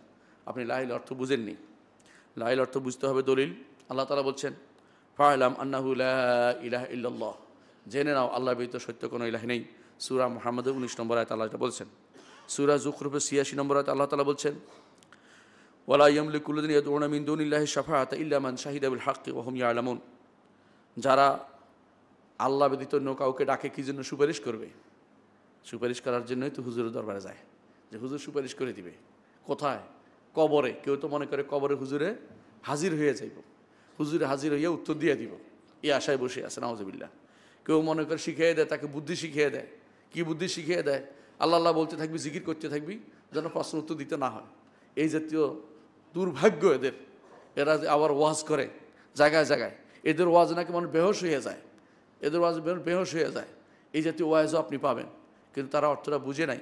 আল্লাহ তাআলা কি বলছেন? আল্লাহ তাআলা বলছেন যে যাদের কাছে সুপারিশের আশায় তোমরা যাও, সেটা এখানে আপনাদের আশেপাশে যেগুলি আছে এগুলি চিটাগাং, ওইগুলি যেগুলি কবর মাজার পড়তি দুনিয়া, যেখানে যায় কি জন্য? সুপারিশের আশায় যায়। আল্লাহ বলছে ওয়ালা ইয়ামলিকুল্লাযিনা তাদউনা মিন দুনিল্লাহ মিন দুনি শাফা, যারা আল্লাহ ব্যতীত অন্য কাউকে ডাকে তারা কোনো শাফাআতের মালিক নয়। শাফাআতের মালিককে আল্লাহ তাআলা। আল্লাহ বলছেন কুল্লিল্লাহি শাফাআতু জামিয়া, লামটাকে বলে লামে তামলিক। আল্লাহ তাআলা এই সমস্ত শাফাআতের মালিক। তিনি যার অন্তরে সেদিন অন্তরের মধ্যে ইলহাম করবেন তোমার ভাইয়ের জন্য সুপারিশ করে, সেই শুধু সুপারিশ করতে পারবে। সেদিন কারো জাহাজ হাসরের মাঠে আসবে না, কোনো পীরও আসবে না, লম্বা কোনো পাগড়ি নিয়েও আসবে না যে আপনাকে জান্নাতে পৌঁছায় দিবে তার পাগড়ি ধরার কারণে, অথবা জাহাজে উঠে গেলে আপনাকে পৌঁছাবে এই যে তুই মিথ্যাচার যেন আমরা না করি। এগুলি হচ্ছে বসে বসে এদেশের মানুষকে বিভ্রান্ত করা হচ্ছে। এই দেশের মানুষকে বিভ্রান্ত করা হয় কেন? একটা এই কারণ, তারা লা ইলাহা ইল্লাল্লাহর অর্থ বুঝে না। যদি বুঝতো তো এদের এই ভণ্ডামি তারা ধরে ফেলতে পারত।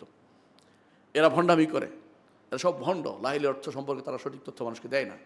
ইলাহ শব্দের অর্থ তাদের মানুষকে বুঝায় না। এই জন্য আল্লাহ তাআলা বলছেন এদের কোনো মালিক হবে না, তবে মান শাহিদা বিল হক, লা ইলাহা ইল্লাল্লাহর সাক্ষ্য অর্থ বুঝে যে ব্যক্তি দিবে, অর্থটা বুঝে দিবে, সে ব্যক্তি অবশ্যই সুপারিশ পাবে। কার সুপারিশ পাবে? সে ব্যক্তি মুহাম্মদ রাসূলুল্লাহ সাল্লাল্লাহু আলাইহি ওয়াসাল্লাম সুপারিশ পাবে, ঈমানদারদের সুপারিশ পাবে। যদি কারো সুপারিশ না পায়, আল্লাহ তাআলা অন্তত তাকে বের করে নিয়ে আসবেন, তার এক কোষ দিয়ে, দুই হাতের এক কোষ দিয়ে তিনি নিয়ে আসবেন জাহান্নাম থেকে কিছু লোককে বের করে নিয়ে আসবেন যাদের লা ইলাহা ইল্লাল্লাহ ছিল, ঈমান তিনি জানেন তারা ঈমানদার ছিল, কিন্তু লা ইলাহা না থাকলে কেউ বের হতে পারবে না। এই জন্য আল্লাহ তাআলা বলছেন সেদিন কোনো সুপারিশ হবে না লা ইলাহা না থাকলে। তৃতীয় আরেকটি দলিল দিচ্ছি যে ইলম লাগবে।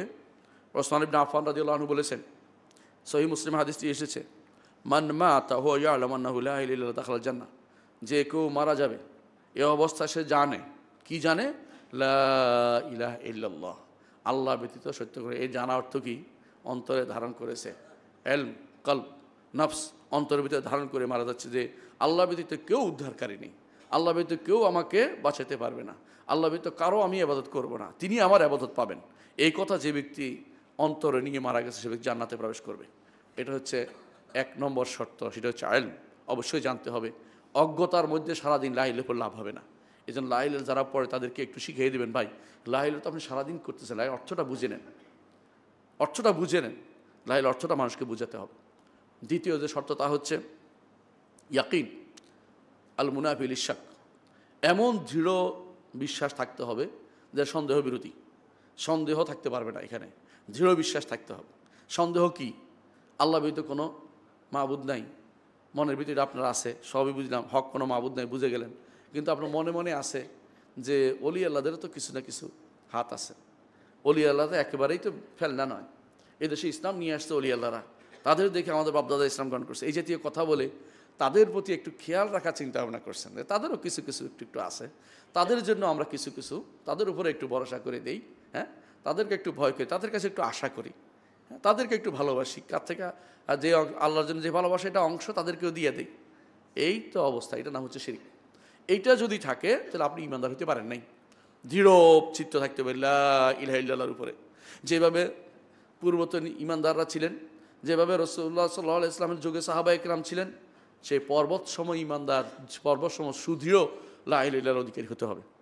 দলিল আল্লাহ তাআলা কোরআনে কারীম বলছেন, সূরা বাকারার 4 নম্বর আয়াতে কোরআনে কারীম আল্লাহ তাআলা বলছেন ওয়াবিল আখিরাতি হুম ইউকিনুন ওয়াল্লাযীনা ইউমিনুনা বিমা উনজিলা ইলাইকা ওয়া উনজিলা মিন ক্বাবলিক ওয়াল্লাযীনা ইউমিনুনা বিমা উনজিলা ইলাইকা ওয়া উনজিলা মিন ক্বাবলিক।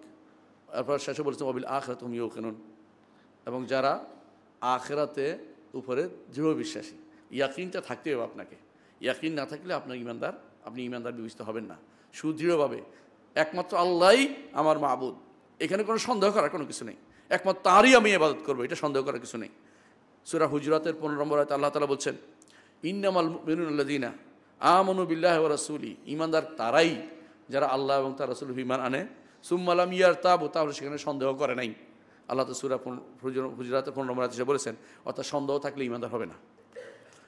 সহিহ মুসলিম আরেকটি হাদিস আমি বলবো যেখানে স্পষ্ট আপনি বুঝতে পারবেন যে কেন আপনাকে সন্দেহমুক্ত ঈমান, সুদৃঢ় ঈমান রাখতে হবে। আবু হুরায়রা রাদিয়াল্লাহু আনহু বলেন, রাসূলুল্লাহ সাল্লাল্লাহু আলাইহি ওয়াসাল্লাম বলেছেন আশহাদু আল্লা ইলাহা ইল্লাল্লাহ, রাসূল নিজে বলছেন আশহাদু আল্লা ইলাহা ইল্লাল্লাহ, আমি সাক্ষ্য দিচ্ছি আল্লাহ ব্যতীত আর কোনো সত্য ইলাহ নেই, ওয়া আন্নী রাসূলুল্লাহ, আমি আল্লাহর রাসূল। আল্লাহর রাসূল। লা ইয়ালকাল্লাহু বিহিমা আবদুন, কোনো বান্দা যদি এই দুইটা নিয়ে আল্লাহর সাথে সাক্ষাৎ করে, গায়রা শাকিন বিহিমা, এর মধ্যে কোনো সন্দেহ থাকতে পারবে না। এই অবস্থায় যদি সাক্ষাৎ করে ইল্লা দাখালা জান্নাত, জান্নাতে প্রবেশ করবে। তো জান্নাতে প্রবেশের জন্য সন্দেহমুক্ত এবং সুদৃঢ় লা ইলাহা ইল্লাল্লাহ আপনার থাকতে হবে। অনুরূপ আরেকটি হাদিস আছে, রাসূলুল্লাহ সাল্লাল্লাহু আলাইহি ওয়াসাল্লাম, সেই হাদিসটা আপনারা জানেন, সহিহ মুসলিমে আসছে। একদিন রাসূলুল্লাহ সাল্লাল্লাহু আলাইহি ওয়াসাল্লাম খুঁজে পাচ্ছেন আবু হুরায়রা রাদিয়াল্লাহু আনহু, খুঁজতে খুঁজতে যায় দেখে তিনি একটা বাগানের ভিতরে, তিনি সেখানে ঢুকলেন, বললেন যে ইয়া রাসূলুল্লাহ আপনাকে খুঁজছি। অমুক জায়গায় রাসূলুল্লাহ সাল্লাল্লাহু আলাইহি ওয়াসাল্লাম তখন বললেন যে তুমি যাও, জুতা নিয়ে যাও, বলে দাও মানুষদেরকে যে ব্যক্তি এই দেয়ালে যাকে তাকে বলো, যে ব্যক্তি সাক্ষ্য দিবে লা ইলাহা ইল্লাল্লাহ, সাক্ষ্য দিয়ে মুস্তাইকিনাম বিহা কালবু, ইয়াকিনের সাথে, সুদৃঢ়তার সাথে, শব্দ এটাই এখানে হাদিসে এসেছে, ফাবাশশিরু বিল জান্নাত, জান্নাতের সুসংবাদ দাও। এত ইয়াকিন লাগবেই, সুদৃঢ়তা লাগবেই। আবু হুরায়রা রাদিয়াল্লাহু আনহু সেটা নিয়ে যখন আসছেন, তখন সামনে পেলেন ওমর রাদিয়াল্লাহু আনহু, তাকে ধাক্কা দিয়ে ফেলেন, বলে এটা বলতে যাইও না, মানুষ তো এটার উপর নির্ভর করে থাকবে, এটার উপর নির্ভর করে থাকবে। কিন্তু এইটাই তো বিশাল ব্যাপার, এতটুকুই তো মানুষের মধ্যে আজ নাই। ইয়াকিন তাদের চলে যায় কখন?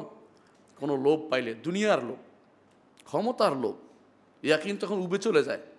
ভালো করে দেখেন লা ইলাহা ইল্লাল্লাহ চলে যাচ্ছে কীভাবে লা ইলাহা ইল্লাল্লাহ চলে যাচ্ছে কীভাবে। আজ দুনিয়ার যে সমস্ত মতবাদগুলি বেরিয়ে গেছে, মতবাদগুলিকে এনে ইসলামের সামনে দাঁড় করানো হচ্ছে, কখনো কখনো ইসলামের সাথে একসাথ করে দেওয়া হচ্ছে।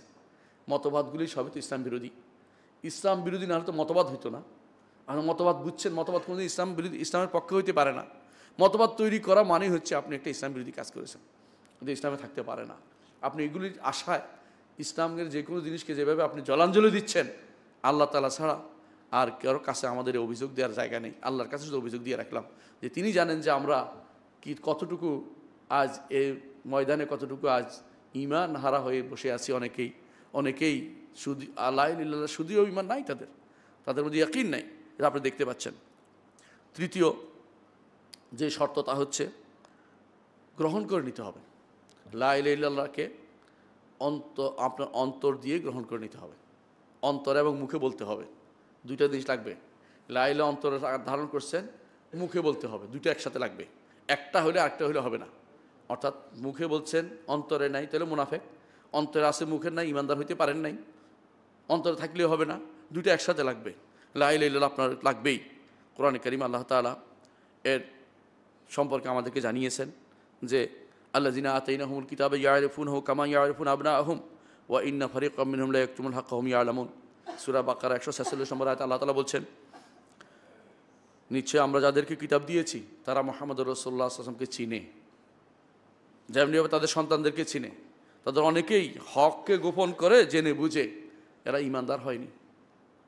চিনতো, জানতো মুহাম্মদুর রাসূলুল্লাহ সাল্লাল্লাহু আলাইহি ওয়াসাল্লাম হক, কিন্তু গ্রহণ করে নেয়নি, মুখেও বলেনি, অন্তরও স্থাপন করে নেয়নি, অন্তরেরটা মুখে প্রকাশ করেনি। আল্লাহ তাআলা তাদেরকে ঈমানদার বলেনি। সুতরাং অন্তরে থাকলেই ঈমানদার হয় না।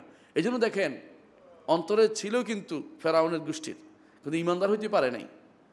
ফেরাউন গোষ্ঠী আল্লাহ কোরআনে বলেছেন, ওয়া জাহাদু বিআওয়াস্তায়কানাতহুম আনফুসুহুম, তাদের অস্বীকার করেছে, কিন্তু তাদের অন্তরের মধ্যে ইয়াকিন আছে যা মূসা যা নিয়ে আসতে সত্য, কিন্তু মুখে বলেনি, ঈমানদার হইতে পারে নাই। ঈমানদার হইতে হলে দুইটাই লাগবে, অন্তরে ও মুখে আপনার স্বীকৃতি দিতে হবে লা ইলাহা ইল্লাল্লাহ। আপনারা ভালো করে জানেন, মুসলিম হওয়ার জন্য কিন্তু এই সত্যটা আছে। মুসলিম কাকে বলে? আল ইসতিসলাম লিল্লাহি বিত্তাওহীদ, তাওহীদ নিয়ে আল্লাহর কাছে আত্মসমর্পণ যে করবে সে মুসলিম। এটাই যথেষ্ট না। ওয়াল ইনকিয়াদ লাহু বিত্তাআ, আনুগত্যের ডানা মেলে দিতে হবে যে আমি আল্লাহর কাছে আল্লাহর আনুগত্য করবো, রাসূলের আনুগত্য করবো, আল্লাহর নির্দেশ মেনে চলবো। ওয়াল বারাআতু মিনাশ শিরকি ওয়া আহলিহি, শিরক এবং মুশরিকদের থেকে নিজেকে বিমুক্ত ঘোষণা করবো। শিরক এবং মুশরিকদের নিজে বিমুক্ত ঘোষণা করতে পারে? আজ তো দেখি সবাই শিরক এবং মুশরিক, তাদের যত মাখামাখি চলছে, যত বেশি মাখামাখি তত বেশি তারা মনে করে বড় কাজ করে ফেলছে। অথচ মুহাম্মদুর রাসূলুল্লাহ সাল্লাল্লাহু আলাইহি ওয়াসাল্লাম তিনি শিরক এবং মুশরিক থেকে নিজেকে বিমুক্ত ঘোষণা করেছেন। এমনকি ইব্রাহিম আলাইহিস সালাম প্রথম যার মিল্লাতে আমরা চলি, তিনি কি বলেছেন? ইন্নানি বারিউম মিম্মা তুশরিকুন, নিশ্চয়ই আমি তোমরা যে শিরক করো তা থেকে মুক্ত। এবং তিনি বলেছেন যে শিরক এবং মুশরিক থেকে, এই সমস্ত মূর্তি থেকেও মুক্ত, তোমাদের থেকেও মুক্ত, তিনি সেটা ঘোষণা করেছেন। এই জন্য শিরক এবং মুশরিক থেকে মুক্ত থাকা এটা মুসলিম হওয়ার জন্য শর্ত। আপনি বুঝতে পারছেন যে অবশ্যই আপনাকে মুখেও কবুল করে নিতে হবে, অন্তরের কবুলের সাথে সাথে, নইলে আপনি ঈমানদার হইতে পারবেন না। কোরআনে কারীম আল্লাহ তাআলা আরও বলেছেন, ওয়াইযা কিলা লাহুম তাআলাউ ইলা মা আনজালাল্লাহু ইলা রাসূলিহি রাআইতাল মুনাফিকিনা ইয়াসুদ্দুনা আনকা সুদুদা, যখন আপনি বলেন যে আল্লাহ ওয়া রাসূলের দিকে আসো, মুনাফিকরা তখন এই পথ থেকে ভিন্ন পথ ধরে এই পথে তারা চলে না, আল্লাহ রাসূলের দিকে না এসে তারা নিজেদের মন মতো ব্যাখ্যা করে, মন মতো একটা কিছু দাঁড় করিয়ে দেয়। আল্লাহ তাআলা সেটা বলে সূরা নিসার 61 নম্বর আয়াতে সেটা উল্লেখ করেছেন। এরা হচ্ছে আল্লাহর বিধানকে তারা মানে না, আল্লাহর হুদুদকে তারা মানে, সীমারেখা মানে না, আল্লাহ তাআলার শরীয়তকে তারা মানে না, অনুসরণ ক্ষেত্রে তারা মানে না। এগুলি যে তারা মানছে না, এই দুইটা জিনিসেই কিন্তু, এই সবগুলি অন্তরে মানলেও মুখে মানে না, অংশ মুখে মানলেও অন্তরে মানে না, এই সবগুলি হচ্ছে তারা লা ইলাহা ইল্লাল্লাহর বিপরীত কাজ করেছে।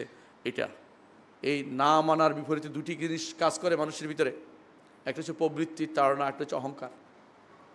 একটা হচ্ছে কি প্রবৃত্তি, একটা হচ্ছে কি অহংকার। দুই কারণে মানুষ গ্রহণ করতে পারে না। আবু জাহাল গ্রহণ করতে পারে নাই অহংকার করে, সে জানতো রাসূলুল্লাহ সাল্লাল্লাহু আলাইহি ওয়াসাল্লাম হক, কিন্তু গ্রহণ করতে পারে নাই। এই জানা তার যে যথেষ্ট হয় নাই, অবশ্যই তাকে গ্রহণ করে নিতে হবে, নইলে তা ইমানদার হতে পারবে না। আবার অনেকে আছে প্রবৃত্তির তাড়না নিতে পারে নাই, প্রবৃত্তির তাড়নায়, সেটা কি দুনিয়া পাওয়ার আশায়, দুনিয়া পাওয়ার আশায়। ইহুদিরা তারা জানতো, কিন্তু আবার সাথে প্রবৃত্তির তাড়নাও ছিল, নেতৃত্বের লোভ তাদেরকে ইমান আনতে দেয় নাই। এটা আমরা জানি। হুয়াই ইবনে আখতাব সে ইমান আনে নাই, তার মেয়ে বলেছে যে আমার বাবা ইমান আনে, তার কারণ তিনি বলেছেন যে তার সাথে আমার শত্রুতা, তার সাথে আমাদের শত্রুতা থাকবে, অর্থাৎ মুহাম্মদ রাসূলুল্লাহ সাল্লাল্লাহু আলাইহি ওয়াসাল্লামের সাথে শত্রুতার কারণ, প্রবৃত্তি তাড়নার কারণে ইমান আনতে পারে নাই। সুতরাং যারা গ্রহণ করে না আজ, তারা বেশিরভাগই এই প্রবৃত্তি তাড়না নিয়োজিত রয়েছে। কোরআনে কারীম আল্লাহ তাআলা আরও বলেছেন, ওয়াহশুরুল লাযীনা যালামু আজওয়াজাহুম ওয়া কানু ইয়াবুদুনা মিন দুনিল্লাহ ফাহদুহুম ইলা সিরাতিল জাহিম। সূরা সাফফাতের 22 থেকে 36 নম্বর আয়াত, সূরা সাফফাতের 22 থেকে 36 নম্বর আয়াত। এই আয়াতগুলোতে আল্লাহ তাআলা উল্লেখ করছেন কেন গ্রহণ করে নেয় না। অধিকাংশ মানুষ লা ইলাহা ইল্লাল্লাহ বলে, আপনি আজ লা ইলাহার অর্থ ব্যাখ্যা করে কোনো যারা আজ পণ্ডিত হয়ে আছে, বিভিন্ন ইউনিভার্সিটির প্রফেসর আছে, বিভিন্ন বড় বড় অফিসার আছে, বড় বড় ক্ষমতাসীন লোকদের কাছে আছে, লা ইলাহা ইল্লাল্লাহর সঠিক ব্যাখ্যাটা আপনি তাদেরকে দেন, তারা গ্রহণ করবে না, গ্রহণ করবে না। কেন গ্রহণ করবে না? আল্লাহ তাআলা কোরআন কারীমে উল্লেখ করেছেন। হাসরের দিন তাদেরকে ওয়াহশুরুল লাযীনা যালামু আজওয়াজাহুম ওয়া মা কানু ইয়াবুদুনা মিন দুনিল্লাহি ফাহদুহুম ইলা সিরাতিল জাহিম। যারা জালেম এবং তাদের স্ত্রী, অর্থাৎ মুশরিক এবং তাদের স্ত্রীদেরকে, এবং যারা আল্লাহ ছাড়া অন্য কারো ইবাদত করে, তাদেরকে তোমরা জাহান্নামের পথ দেখিয়ে দাও। তারপর বলবেন ওয়াকিফুহুম ইন্নাহুম মাসউলুন, দাঁড়াও, দাঁড় করা, ওদেরকে প্রশ্ন করা হোক। মা লাকুম লা তানাসারুন, কী হলো তোমাদের, এখন একে অপরকে সাহায্য করো না কেন? তখন তো তোমার সাহায্যকারী বহুত ছিল, পাইক ফিয়াদা বাহিনী কম ছিল না, তোমার জন্য বিশাল বিশাল বাহিনী তৈরি করেছে তোমাকে রক্ষা করার জন্য, তোমার কুফুরিতন্ত্র রক্ষার জন্য তোমার বাহিনীর অভাব ছিল না, পুরো বাহিনী তৈরি করেছে, এখন সাহায্য করো না কেন? বাল হুমুল মা লাকুম লা তানাসারুন বাল হুমুল ইয়াউমা মুস্তাসলিমুন। আজকে তো একেবারে সুবোধ বালক হয়ে গেছে, একেবারে আমার আর কোনো কিছু নাই, সব কিছুই করতে পারতেছে না কেন? দুনিয়া তো খুবই আস্ফালন করেছিলে। আকবালা বা'দুহুম আলা বা'দিন ইয়াতাসাআলুন, একে অপরকে তখন জিজ্ঞাসা করতে আরম্ভ করবে। ক্বালু ইন্নাকুম কুনতুম তা'তুনা আল ইয়ামিন, তোমরা তো বিল ইয়ামিন, তোমরা তো ইয়ামিন দিয়ে আসতে, কেউ বলতো শপথ নিয়ে আসতে যে আমি যা বলছি হক, আমার কথা তোমার শোনো। আর কেউ কেউ বলতো তোমরা ইয়ামিন, হকের দিক থেকে আসতে, বলতো আমরা হক নিয়ে আসছি বলতে, অর্থাৎ বিপরীত তারা বাতিল নিয়ে এসে হকের মোড়কে উপস্থিত করতো। আজকে বাতিল নিয়ে হকের মোড়কে উপস্থিত করার অভাব নাই, পীর ফকিরের অভাব নাই, আলেমের অভাব নাই। আলেম নামে জালেমরা যা করছে, তারা বাতিলকে নিয়ে এসে হকের মোড়কে উপস্থিত করছে। কিয়ামতের দিন তারা সেখানে তাদেরকে সেখানে জিজ্ঞাসা করবে যে আপনারা তো হক নিয়ে আসতেন বলছিলেন, এখন তো হক দেখতে পাচ্ছি না, আমরা তো জাহান্নামের পথে চলে যাচ্ছি। এরপর কি বলবে তারা? ক্বালু বাল লাম তাকুনু মুমিনিন, ওরা বলে না তোমরা ঈমানদার আনো নাই, এখন আমাদের উপর দোষ চাপাইও না, তোমরা ঈমান আনো নাই, লা ইলাহা ইল্লাল্লাহ বলো নাই।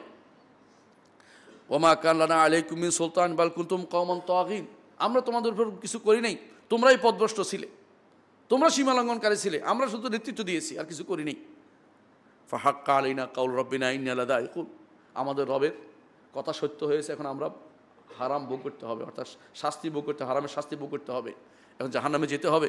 আল্লাহ তাআলা বলছেন ফাআগওয়াইনাকুম ইন্না কুন্না গাওয়িন, আমরাও পথভ্রষ্ট ছিলাম, তোমাদের পথভ্রষ্ট করেছি। পথভ্রষ্টের পিছনে চললে তাই হবে, পথভ্রষ্টের পিছনে চললে তাই হবে। আল্লাহ তাআলা তারপর বলছেন ফাইন্নাহুম ইয়াওমাইযিন ফিল আযাবি মুশতারিকুন, সবাই তখন আযাবে শরীক হবে, অংশীদার হবে, আযাবের মধ্যে সবাই অংশীদার হবে। কেউ কারোর দোষ দিয়ে পালাতে পারবে না যে ওর কারণে তো আমার ক্ষতিগ্রস্ত হচ্ছে, এটা চলবে না। আপনাকে লা ইলাহা ইল্লাল্লাহ প্রতিষ্ঠা করতে হবে। অমুকের কারণে লা ইলাহা অর্থ বুঝি না, এটা চলবে না, অর্থ বুঝতে হবে এবং এটাকে আপনাকে ইয়াকিনের সাথে নিতে হবে, এটা গ্রহণ করতে হবে আপনাকে। আল্লাহ তাআলা এরপর বলছেন ইন্না কাযালিকা নাফআলু বিল মুজরিমিন, যারা মুজরিম অপরাধী গোষ্ঠীর সাথে আমি এই কাজটা, আল্লাহ তাআলা বলছেন আমরা এই কাজটি করি। ইন্নাহুম কানু ইযা কিলা লাহুম লা ইলাহা ইল্লাল্লাহ ইস্তাকবিরুন, তাদেরকে যখন বলা হতো লা ইলাহা ইল্লাল্লাহ তখন তারা অহংকারী হয়ে যেত, না এটা কেন বলবো না। অর্থাৎ তারা কেন বলতো না, কারণ গ্রহণ করে নিত না, তারা গ্রহণ করে নিত না। আমি কেন লম্বা আয়াতটা বললাম এই জন্য, তাদের অবস্থান বোঝার জন্য। কি করে তারা, ওয়াকুলুনা ইন্না লাতারিকু আলিহাতিন লিশাইরিন মাজনুন, আমরা পাগল আর কবির জন্য কি আমরা আমাদের ইলাহদের ছেড়ে দিব।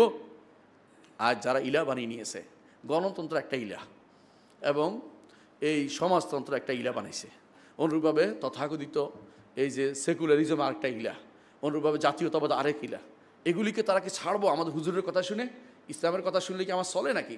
এই জাতীয় কথাটা বসে আছে।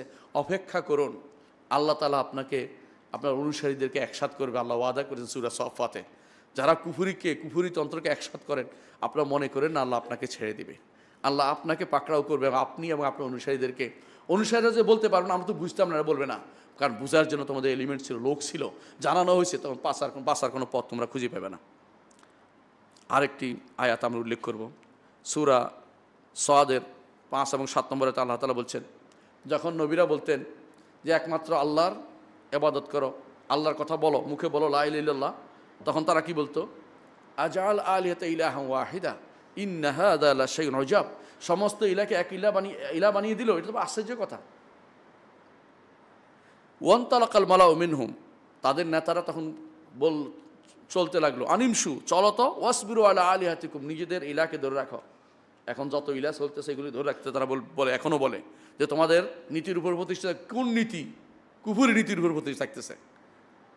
আল্লাহ তাআলা বলছেন ইন্না হাযা লাশাইউন উরাদ, কাফেরা তখন যেভাবে বলে, তখনও সে বলতো কি, রসুলের যোগ্য সেটা বলতো, এটা তো বিশেষ উদ্দেশ্যমূলক কোনো কিছু করতেছে, উদ্দেশ্যমূলক তারা কিছু করতেছে, অর্থাৎ তাদেরকে ভিন্ন ভিন্ন নাম দিবে, কেউ ওহাবি বানাবে, কেউ ওইটা বানাবে, উদ্দেশ্যমূলক আমাদের আকীদা নষ্ট করে দিচ্ছে, ওদের আকীদা যেটা এটা সুন্নিয়ত নষ্ট করে দিচ্ছে। কেউ বলবে মা সামি'না বিহাযা ফিল মিল্লাতিল আখিরা ইন হাযা ইল্লা ইখতিলাফ, আমরা তো আগে শুনি নাই, আমরা তো এত বছর ধরে আমাদের মাজারগুলি প্রতিষ্ঠিত আছে, আমরা তো এই বিষয়টা শুনি নাই, ইন হাযা ইল্লা ইখতিলাফ, এগুলো তো শুধুমাত্র এটা বানাই বলতেছে, এটা বলতেছেন সূরা সাদের 5 থেকে 7 নম্বর আয়াত। রাসূলুল্লাহ সাল্লাল্লাহু আলাইহি ওয়াসাল্লাম গ্রহণ করার বিষয়টি এত গুরুত্বপূর্ণ যে তিনি একটা উদাহরণ দিয়েছেন, উদাহরণটা আমি উল্লেখ করব, যে আপনি লা ইলাহা ইল্লাল্লাহকে গ্রহণ করে নিতে হবে।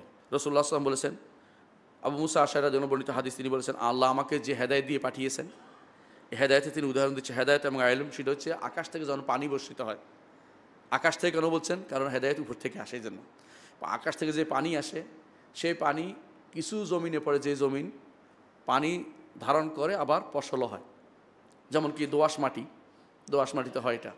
আবার কিছু জমিনে পড়ে পানি ধারণ করে কিন্তু যথাযথ ফসল উৎপাদন করতে পারে না, কিছু জমি এরকম আছে।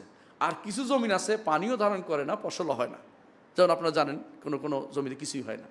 তো মানুষ, আল্লাহ সাল্লাল্লাহু আলাইহি ওয়াসাল্লাম উদাহরণ দিচ্ছেন যে যারা আল্লাহ তাআলা আমাকে যে হেদায়েত ও ইলম দিয়ে পাঠিয়েছেন, কিছু মানুষ আছে সেটাকে কি করতে পারে, আলহামদুলিল্লাহ গ্রহণ করে নিয়েছে, এরা মাথা তুলে তাকিয়েছে এবং ঈমান এনেছে, হেদায়েতের পথে মানুষকে আহ্বান করেছে, এটা হচ্ছে 1 নম্বর, এটা ভালো ঈমানদার মুত্তাকি ব্যক্তিরা।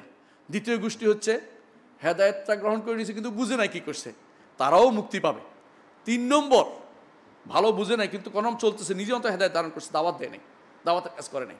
3 নম্বর একটা গোষ্ঠী আছে যারা হেদায়েত দিকে মুখ চোখ তুলে তাকায় নাই। রাসূলুল্লাহ সাল্লাল্লাহু আলাইহি ওয়াসাল্লাম বললেন যে এরা লাম ইয়াকবাল হাদিয়াল্লাযী উরসিলতু বিহি, আমাকে যে হাদি দিয়ে আদর্শ দিয়ে পাঠানো সেদিকে তারা গ্রহণ করে নাই। এই জন্য তারা হবে ওই মাটির মতো, যে মাটি কোনো অনুর্বর ভূমি, যাতে কোনো কাজ হয় না, এরকম অনুর্বর ভূমি হচ্ছে কাফেরদের ভূমি। এই জন্য আমাদেরকে অবশ্যই ঈমান আনতে হলে অর্থ বুঝে রাসূলুল্লাহ সাল্লাল্লাহু আলাইহি ওয়াসাল্লাম যা বলেছেন সেটাকে গ্রহণ করে নিতে হবে। চতুর্থ শর্ত হচ্ছে মেনে নিতে হবে। এতক্ষণ যেটা বলছি গ্রহণ করা, এখন মেনে নেয়া, এইটা হচ্ছে আমলি, আপনাকে আমলে নিয়ে আসতে হবে। আপনি মুখে বললাম যে লা ইলাহা ইল্লাল্লাহ, অন্তরে লা ইলাহা ধারণ করলাম কিন্তু লা ইলাহার বিপরীত কাজ করে ফেললাম, তাহলে কি হবে? তাহলে ঈমানদার হতে পারেন নাই আপনি। এই জন্য আপনাকে এটাকে সম্পূর্ণরূপে মেনে নিতে হবে, নিজেকে আত্মসমর্পণ করে নিতে হবে, আর কোরআন এবং সুন্নাহর যে নির্দেশনাগুলি প্রতিপালন করতে হবে, এটাই প্রমাণ, এর বিরুদ্ধে চলতে পারবেন না। কোরআনে কারীমে আল্লাহ তাআলা বলছেন আনিবু ইলা রাব্বিকুম আসলিমু লাহু মিন ক্বাবলি আন ইয়াতিয়াকুমুল আযাবু সুম্মা লা তুনসারুন, সূরা জুমারের 54 নম্বর আয়াত। 54 নম্বরে আল্লাহ তাআলা বলছেন তোমরা তোমাদের রবের দিকে ফিরে আসো, ও আসলিমু লাহু, তার কাছে ইসলাম, তার কাছে আত্মসমর্পণ করো, আযাব আসার আগে যখন তোমাদেরকে তারপর তোমাদেরকে আর সাহায্য করা হবে না, এর অর্থ হলো আপনাকে আত্মসমর্পণ করতে হবে। আত্মসমর্পণ করার আরেকটা দলিল হচ্ছে আল্লাহ তাআলা সূরা নিসার 65 নম্বর আয়াতে বলেছেন, ফালা রাব্বিকা লা ইউমিনুনা হাত্তা ইউহাক্কিমুকা ফীমা শাজারা বাইনাহুম। আল্লাহ তাআলা বলছেন যে আপনার রবের শপথ করে তিনি নিজের শপথ নিজে করে বলছেন, এরা কোনো ঈমানদার হইতে পারবে না যতক্ষণ পর্যন্ত আপনি তাদের কাছে যা নিয়ে এসেছেন তা নির্দ্বিধায় মেনে নেবে এবং কোনো রকমের সন্দেহ সেখানে কাজ করবে না। অর্থাৎ তারা মেনে নিয়ে সেটা আমলে নিবে, কার্যকর করবে, তারাই শুধুমাত্র ঈমানদার হবে, নইলে ঈমানদার হইতে পারবে না। যারা আল্লাহ শরীয়তকে পরিবর্তন করে দেয়, আল্লাহ শরীয়তকে অন্য কিছু দিয়ে পরিবর্তন করে দেয় আমলে জিন্দিগিতে, তারা এর বিপরীত কাজ করে, সেটা আমাদেরকে অবশ্যই মানতে হবে। কোরআনে কারিমে আল্লাহ তাআলা অন্যত্র বলেছেন, ওমান ইউসলিম ওয়াজহাহু ইলাল্লাহি ওয়া মুহসিনুন, যে ব্যক্তি নিজের চেহারাকে আল্লাহর জন্য আত্মসমর্পণ করেছে, তারপর সে এহসানের সাথে কাজগুলি আদায় করেছে, আল্লাহ তাআলা তার জন্য বলছেন ফাকাদ ইসতাম সাকাবিল উরওয়াতিল উসকা, সেই শক্ত রশি ধারণ করেছে। সূরা লোকমানের 22 নম্বর আয়াতে বলেছেন আল্লাহ রাসূল সাল্লাল্লাহু আলাইহি ওয়াসাল্লাম বলেছেন যে সেই ব্যক্তি ঈমানদার হইতে পারে যতক্ষণ পর্যন্ত আমি জানিয়ে তারা অনুসরণ পরিপূর্ণ না করবে, ততক্ষণ পর্যন্ত প্রকৃতি ঈমানদার হইতে পারবে না। এই সমস্ত দলিল আমাদেরকে এটা বলে যে অবশ্যই আমরা কালিমাতু লা ইলাহা ইল্লাল্লাহর অর্থ বুঝলাম যেমন, অন্তরে ধারণ করলাম যেমন, মুখে বললাম, সাথে সাথে কর্মকাণ্ড সেটা প্রতিপালন করতে হবে, এর বিপরীতটা করা যাবে না। পঞ্চম যে শর্ত তা হচ্ছে, আমি আর 2টি শর্ত বলবো। পঞ্চম শর্ত হচ্ছে যে সত্য হতে হবে, আপনার কথার মধ্যে আপনার সত্যবাদী হতে হবে। মিথ্যা কথা বললে আপনি কি ঈমানদার হতে পারবেন না। মিথ্যা কথা কারা বলতো? মুনাফিকরা বলতো। মুনাফিকরা এসে কি বলতো? ইযা জাআকাল মুনাফিকুনা ক্বালু নাশহাদু ইন্নাকা রাসূলুল্লাহ, আমরা সাক্ষ্য দিচ্ছি যে আপনি আল্লাহর রাসূল। আল্লাহু ইয়াশহাদু ইন্নাল মুনাফিকিনা লাকাযিবুন, আল্লাহ বলছে এরা মিথ্যাবাদী, কারণ আসলে অন্তর থেকে সত্যতা সহকারে সাক্ষ্যটা দিচ্ছে না। এই জন্য লা ইলাহা ইল্লাল্লাহ সত্যতা সহকারে বলতে হবে। আল্লাহ তাআলা কোরআনে কারীম বলেছেন, আহাসিবান নাসা ইউতরাকু আন ইয়াকুলু আমান্না ওয়া হুম লা ইফতারুন, তারা কি মনে করেছে যে তারা ঈমান আনছে বললেই তাদেরকে ছেড়ে দেওয়া হবে, তাদেরকে পরীক্ষা করা হবে না? আল্লাহ তাআলা বলছেন ওয়ালাকাদ ফাতান্না আল্লাযীনা মিন ক্বাবলিহিম ফালা ইয়ালামুনা আল্লাযীনা সাদাকু ওয়া লা ইয়ালামুল কাযিবিন, আগে যারা এসেছে তাদেরকে আমি পরীক্ষা করেছি, পরীক্ষা করে দেখেছি কারা সত্য কারা মিথ্যা, ঈমানের দাবিতে কারা সত্য। ঈমানের দাবিতে সত্য প্রমাণিত কিভাবে হবে? সুযোগ বুঝে রং পরিবর্তন করলে ঈমানের দাবিতে সত্যবাদী হবে না। ঈমানের দাবি সত্যবাদী হবে কোথাও কোনোদিন লা ইলাহা ইল্লাল্লাহর বিপরীত কাজ করব না, এটা প্রমাণিত হতে হবে আপনাকে। আরেকটি আয়াত আল্লাহ তাআলা বলছেন যে মুনাফিকরা বলে আমান্না বিল্লাহি ওয়া বিল ইয়াউমিল আখির ওয়া মা হুম মুমিনিন, তারা বলে আমরা আল্লাহর উপর ঈমান আনছি এবং আখিরাতের উপর ঈমান আনছি। আল্লাহ বলছে এরা ঈমানদার নয়। কেন ঈমানদার নয়? ইউখাদিউন আল্লাহ, এরা আল্লাহকে ধোঁকা দিতে চায়। আল্লাহকে যারা ধোঁকা দিতে চায় তারা ঈমানদার নয়। আল্লাহ তারা ঈমানদার নয় কারণ তারা মিথ্যা বলে, এরা সত্যবাদী নয়, ঈমানের দাবি তারা সত্য নয়। আল্লাহ তাআলা কোরআনে কারীম হাদিসে রাসূলুল্লাহ সাল্লাল্লাহু আলাইহি ওয়াসাল্লাম বলেছেন, মান শাহিদা আল্লাহ ইলাহা ইল্লাল্লাহ, যে ব্যক্তি সাক্ষ্য দিবে লা ইলাহা ইল্লাল্লাহ সাদিকাম মিন কলবিহি, অর্থাৎ সাদিকান সত্যবাদী হবে, যার সাক্ষ্যতে কি সে সত্যবাদী, সাদিকাম বিহা দাখালাল জান্নাহ, জান্নাতে প্রবেশ করবে। ইমাম আহমদ হাদিসটি বর্ণনা করেছেন। অন্য হাদিসে রাসূলুল্লাহ সাল্লাল্লাহু আলাইহি ওয়াসাল্লাম বলেছেন, মা মিন আহাদিন ইয়াশহাদু আল্লা ইলাহা ইল্লাল্লাহ, যে কেউ সাক্ষ্য দিবে লা ইলাহা ইল্লাল্লাহ ওয়া আন্না মুহাম্মাদার রাসূলুল্লাহ, মুহাম্মদ আল্লাহর রাসূল, সাদিকাম মিন কলবিহি, অন্তরে সত্যতা সহকারে, ইল্লা হারামাহুল্লাহু আলান নার, আল্লাহ তাআলা জাহান্নামের উপর তাকে হারাম করে দিবেন। সেটাও প্রমাণ করে যে সিদক শব্দ সরাসরি আসছে হাদিসে, যে আপনাকে লা ইলাহা ইল্লাল্লাহ সত্যতার সাথে বলতে হবে। ষষ্ঠ নম্বর সেটা হচ্ছে ইখলাস থাকতে হবে। আপনাকে এই লা ইলাহা ইল্লাল্লাহ কালেমার প্রতি ইখলাস থাকতে হবে, অর্থাৎ সেখানে শিরক থাকতে পারবে না। আপনি লা ইলাহা ইল্লাল্লাহ বলবেন, আবার মন্দিরে গিয়েও পূজা দিবেন, সেখানে গিয়েও মন্ত্র পাঠ করবেন, চলবেন। আপনাকে অবশ্যই সত্যবাদীর সাথে আপনি যেটা করবেন সত্য অন্তর ইখলাস সহকারে সেটা বলতে হবে। আপনি ইখলাস বিরোধী কোনো কাজ করতে পারবেন না। ইখলাসের সাথে গেলেও সেখানে এটাও আপনার শিরিক, অর্থাৎ আপনি একটা মন ভালো করে নিয়ত ভালো আপনার, তাও আপনার শিরিক এটা, কারণ ওখানে যাওয়ার উপর অনুমতি আপনার নাই। সেখানে গেলেই আল্লাহর গজবের ভিতরে আপনি পড়বেন, কারণ কুফুরির জায়গা। যে কোনো জায়গাতে ইখলাস সাথে আপনাকে লা ইলাহা ইল্লাল্লাহ বলতে হবে, অন্তর ইখলাস সহকারে বলতে হবে। ইখলাসের ব্যাপারে আল্লাহ তাআলা কোরআনে কারীমে সূরা জুমারের 3 নম্বর আয়াতে বলেন, আলা লিল্লাহি দ্বীনুল খালিস, জেনে রাখো আল্লাহর জন্যই দিন খালেস দিন একমাত্র কাজ আল্লাহর জন্য করতে হবে। আরও বলেছেন আল্লাহ তাআলা সূরা জুমার 14 নম্বর আয়াতে, কুলিল্লাহ আবুদু মুখলিসান লাহু দীনি, একমাত্র আল্লাহরই আমি ইবাদত করি, তার জন্য দিনকে খালেস করে। অনুরূপভাবে আল্লাহ তাআলা বলছেন, ওমা উমিরু ইল্লা লিয়াবুদুল্লাহ মুখলিসিন লাহুদ্দিন, সূরা বাইয়িনার 5 নম্বর আয়াতে।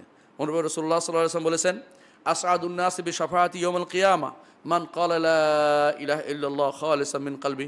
ইমাম বুখারী হাদিসটি বর্ণনা করেছেন যে আমার সুপারিশ পেয়ে ধন্য হবে ওই ব্যক্তি, অন্তরে ইখলাস সহকারে যে ব্যক্তি বলবে লা ইলাহা ইল্লাল্লাহ, তাহলে ইখলাস লাগবেই, হাদিস দ্বারা প্রমাণিত। আমরা এতক্ষণ ধরে শর্তগুলি দিয়ে সবগুলি কোরআন হাদিস দিয়ে দিচ্ছি, যে কোরআন হাদিস শব্দগুলি এসেছে সরাসরি, সুতরাং এগুলিকে আমাদের বাস্তবায়ন সূরা লা ইলাহা ইল্লাল্লাহর সাথে এগুলি বাস্তবায়ন করতে হবে। 5 নম্বর আরেকটি হাদিস আমরা এখানে উল্লেখ করবো, সেটা হচ্ছে রাসূলুল্লাহ সাল্লাল্লাহু আলাইহি ওয়াসাল্লাম বলেছেন, যে ব্যক্তি বলবে লা ইলাহা ইল্লাল্লাহ, যে ব্যক্তি বলবে একমাত্র আল্লাহকে সন্তুষ্ট করার জন্য বলেছে, দুনিয়ার কোনো উদ্দেশ্য নেই, অর্থাৎ ইখলাসের সাথে, সেই ব্যক্তি জান্নাতে প্রবেশ করে। বুখারী মুসলিম হাদিসটি এসেছে। সে ব্যক্তি আল্লাহ তাআলা তাকে জাহান্নাম থেকে মুক্ত করবেন। সর্বশেষ যে শর্তটি তা হচ্ছে মাহাব্বা। সর্বশেষ শর্ত হচ্ছে মাহাব্বা, অর্থাৎ আল্লাহকে ভালোবাসা, আল্লাহর এই কালেমাকে ভালোবাসা। সর্বশেষ এই শর্তটি হচ্ছে মাহাব্বা, অর্থাৎ এই কালেমাকে ভালোবাসা। এই কালেমার ভালোবাসা কীভাবে প্রমাণিত হবে? অর্থাৎ এই কালেমার ভালোবাসা প্রমাণিত হবে, আল্লাহ যেটা ভালোবাসে সেটা ভালোবাসতে হবে, আল্লাহ যেটা অপছন্দ করে এটা অপছন্দ করতে হবে। এটা প্রমাণিত হবে যে কালেমাকে ভালোবাসছে। কারণ ভালোবাসার কাজই হচ্ছে যে যাকে ভালোবাসে তার কথা শুনে চলে, এর বিপরীতটাকে সে পরিত্যাগ করে চলে। সুতরাং এটাকে ভালোবাসতে হবে, প্রমাণ আল্লাহকে বেশি ভালোবাসতে হবে, কালেমাকে বেশি ভালোবাসতে হবে। এর প্রমাণ আমরা দেখতে পাই আল্লাহ তাআলা সূরা বাকারা 165 নম্বর আয়াতে বলেছেন, ওমিনান নাসি মান ইয়াত্তাখিযু মিন দুনিল্লাহি আনদাদান ইউহিব্বুনাহুম কাহুব্বিল্লাহ। মানুষের মাঝে কিছু মানুষ আছে যারা কিছু শরিক যারা করে, তারা কি করে? শরিকদেরকে আল্লাহর মতো ভালোবাসে। ওয়াল্লাযীনা আমানু আশাদ্দু হুব্বাল লিল্লাহ, যারা ঈমান এনেছে তারা আল্লাহকে বেশি ভালোবাসে। আল্লাহকে বেশি ভালোবাসতে হবে, ভালোবাসার ক্ষেত্রে কারোকে শরিক করা যাবে না। অনুরূপভাবে সূরা মায়েদার 54 নম্বর আয়াতে আল্লাহ তাআলা বলছেন যে তোমরা যদি কোনো দিন থেকে মুখ ফিরিয়ে নাও, আল্লাহ তাআলা এমন একটি গোষ্ঠীকে আনবেন যারা দ্বীনের পথে থাকবে এবং দ্বীন ইউহিব্বুহুম, তারা আল্লাহকে ভালোবাসবে, আল্লাহ তাদেরকে ভালোবাসবেন। এই জন্য আল্লাহকে ভালোবাসার বিপরীত হলেও আল্লাহর দিন থেকে দূরে সরে যাওয়া। এই জন্য লা ইলাহা ইল্লাল্লাহ কালেমাকে ভালোবাসতে হবে। এর প্রমাণ আরেকটি হাদিসে আছে, রাসূলুল্লাহ সাল্লাল্লাহু আলাইহি ওয়াসাল্লাম বলেছেন, আওসাকু উরাল ঈমান আল হুব্বু ফিল্লাহ ওয়াল বুগদু ফিল্লাহ। ঈমানের সর্বোচ্চ রশ্মি হচ্ছে আল্লাহর জন্য ভালোবাসা, আল্লাহর জন্য ঘৃণা করা। এবং রাসূলুল্লাহ সাল্লাল্লাহু আলাইহি ওয়াসাল্লাম বলছেন, 3টি জিনিস কারোর মধ্যে পাওয়া গেলে সে ব্যক্তি ঈমানের স্বাদ পেয়েছে। এর মধ্যে একটা হচ্ছে আল্লাহ এবং তার রাসূল তার কাছে বেশি প্রিয় হবে সমস্ত কিছুর চেয়ে, আল্লাহ তার কাছে বেশি প্রিয় হবে। এবং কোনো মানুষকে ভালোবাসবে একমাত্র আল্লাহর জন্য ভালোবাসবে। এবং সে কুফুরের দিকে ফিরে যাওয়াকে, আগুনে নিক্ষিপ্ত হওয়ার মতো সে ভয় করবে। এটা যদি কোনো ব্যক্তি মেনে নেয় তাহলে সেই ব্যক্তি ঈমানদার হইতে পেরেছে। সুতরাং মহাব্বত ভালোবাসতে হবে। এই ভালোবাসার এই সপ্তম ইয়াটি আমি বর্ণনা করলাম, সপ্তম যে শর্ত, এটা হচ্ছে লা ইলাহা ইল্লাল্লাহ সপ্তম শর্ত। এরপরে আরও অন্যান্য শর্ত অনেকে উল্লেখ করছেন, কিন্তু মৌলিকভাবে 60টি শর্তই আমাদের যথেষ্ট। 60টি শর্ত মুখস্থ রাখতে হবে, জানতে হবে, ফ্যামিলিকে, পরিবারকে বোঝাতে হবে, সন্তানকে বোঝাতে হবে। এইগুলো যদি আপনি বুঝান, আপনার সন্তান, পরিবার, সমাজ, আপনার রাষ্ট্রের মধ্যে শিরকের আজ যেভাবে শিরক যেভাবে দানা বেঁধে উঠেছে, যেভাবে ছড়াছড়ি হচ্ছে, এর থেকে ইনশাআল্লাহ আমরা মুক্তি পেতে পারবো। আকুলু কাউলি হাযা ওয়াস্তাগফিরুল্লাহ লি ওয়া লাকুম ওয়া লিসাইরিল মুসলিমিন ফাস্তাগফিরু ইন্নাহু হুয়াল গাফুরুর রাহিম।